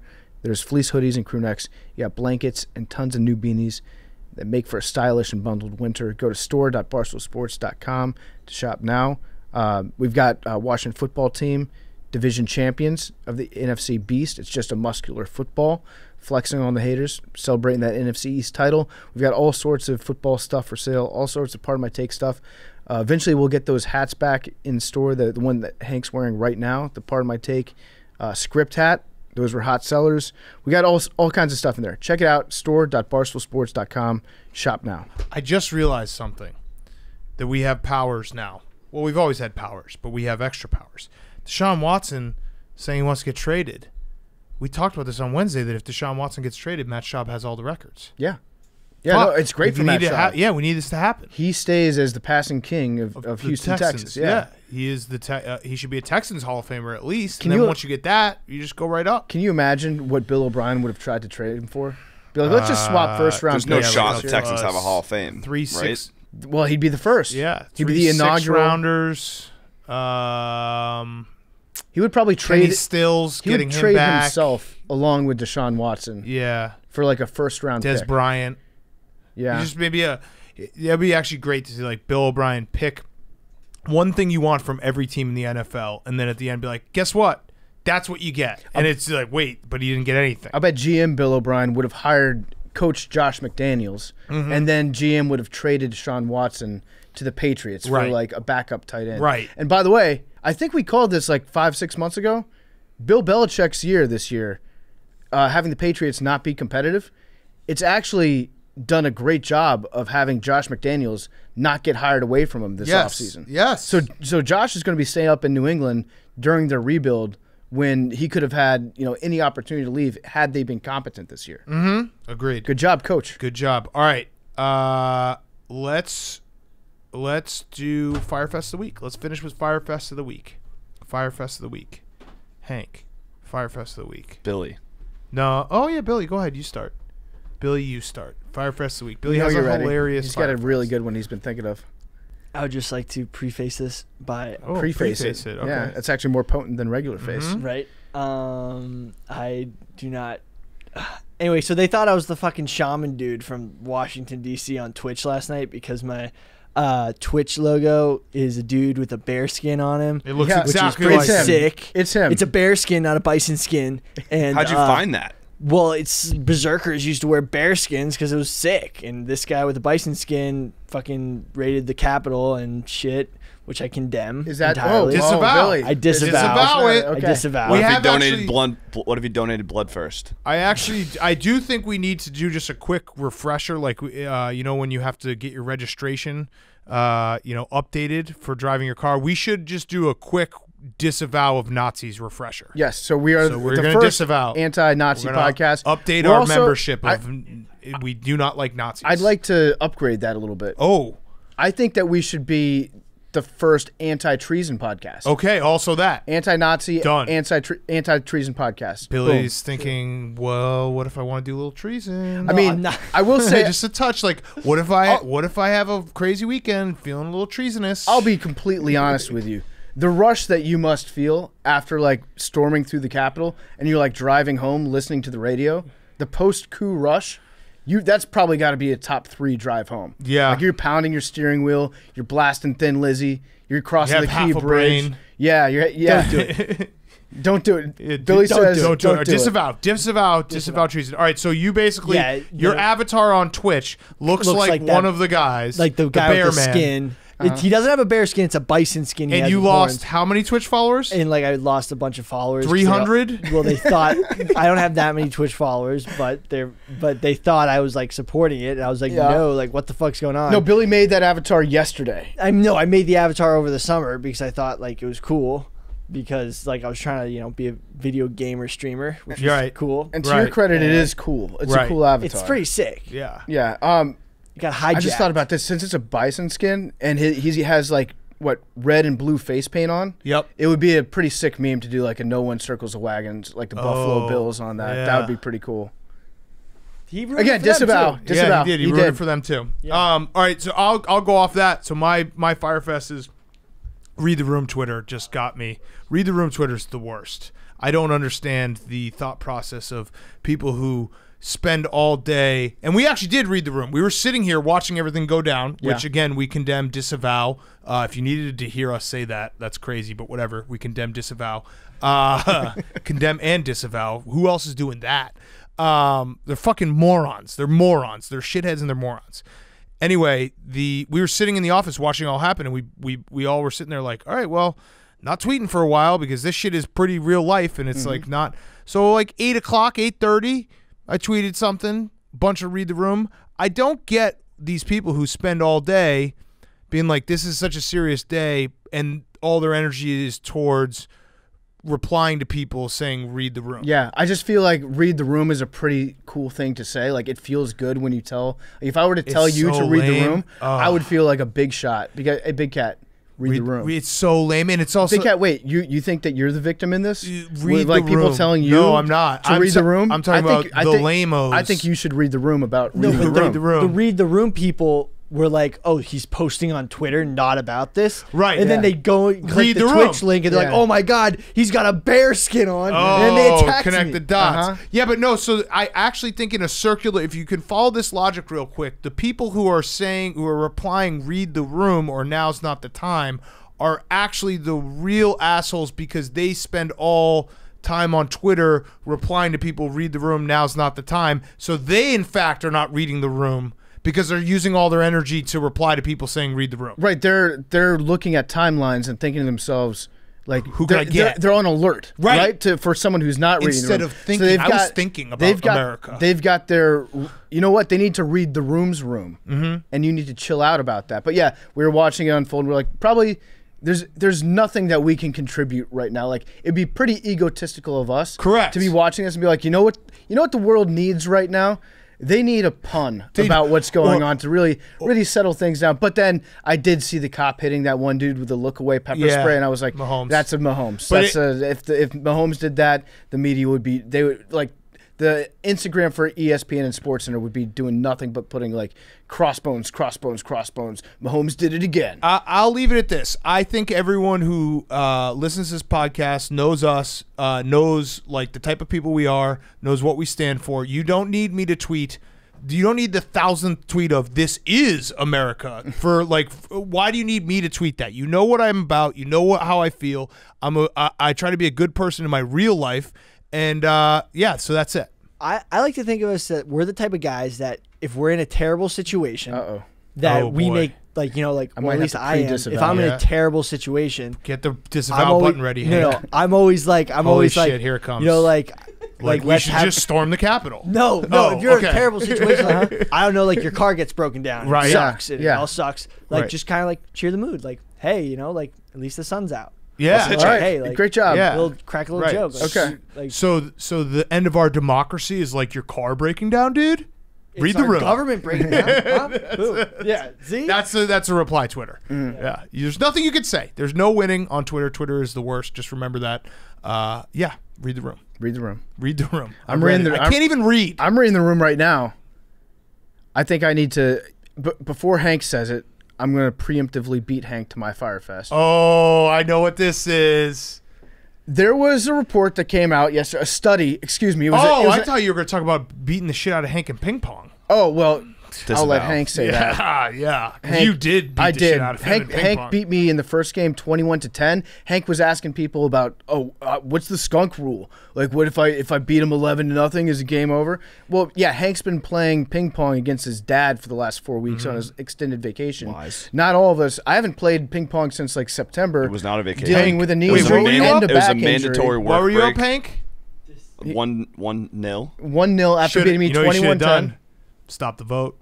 Yeah. Stop the count. The count. Oh, so PFT just went to sleep and found a few extra points? Yeah, Hank went to sleep. Oh. While he was You asleep. put him to sleep. I fucking punished him 21-14, 21-15. Ooh, Yikes. like Is that. that true? Yikes. Yeah, whatever. It's not a good look. You didn't even cover the spread? Nope. No, Damn. not even close to covering the spread. Anyways, yeah, the I'm report. back. My real Firefest is the report that came out. I think it was the University of Chicago. They did a study. I don't know why we need to keep doing this study, but it was like society sees men who are 5'8" as being less successful than being men who are 6 feet tall. And they tried to quantify it, and they said She did. a male who's Accurately. 5'8" needs to make $133,000 more per year to be viewed as successful as someone who's 6 feet tall. And first of all, it's fucked up that they have a study where it's just a bunch of people looking at pictures of dudes, being like, "This guy's 5'8". how much less successful do you? It's just somebody in a room looking at a picture of a short guy and being like, that guy's not. We Pretty know. easy to do. Listen, Bagel We're doing it right now. Bagel Boss was right. Bagel Boss is right. Whoa.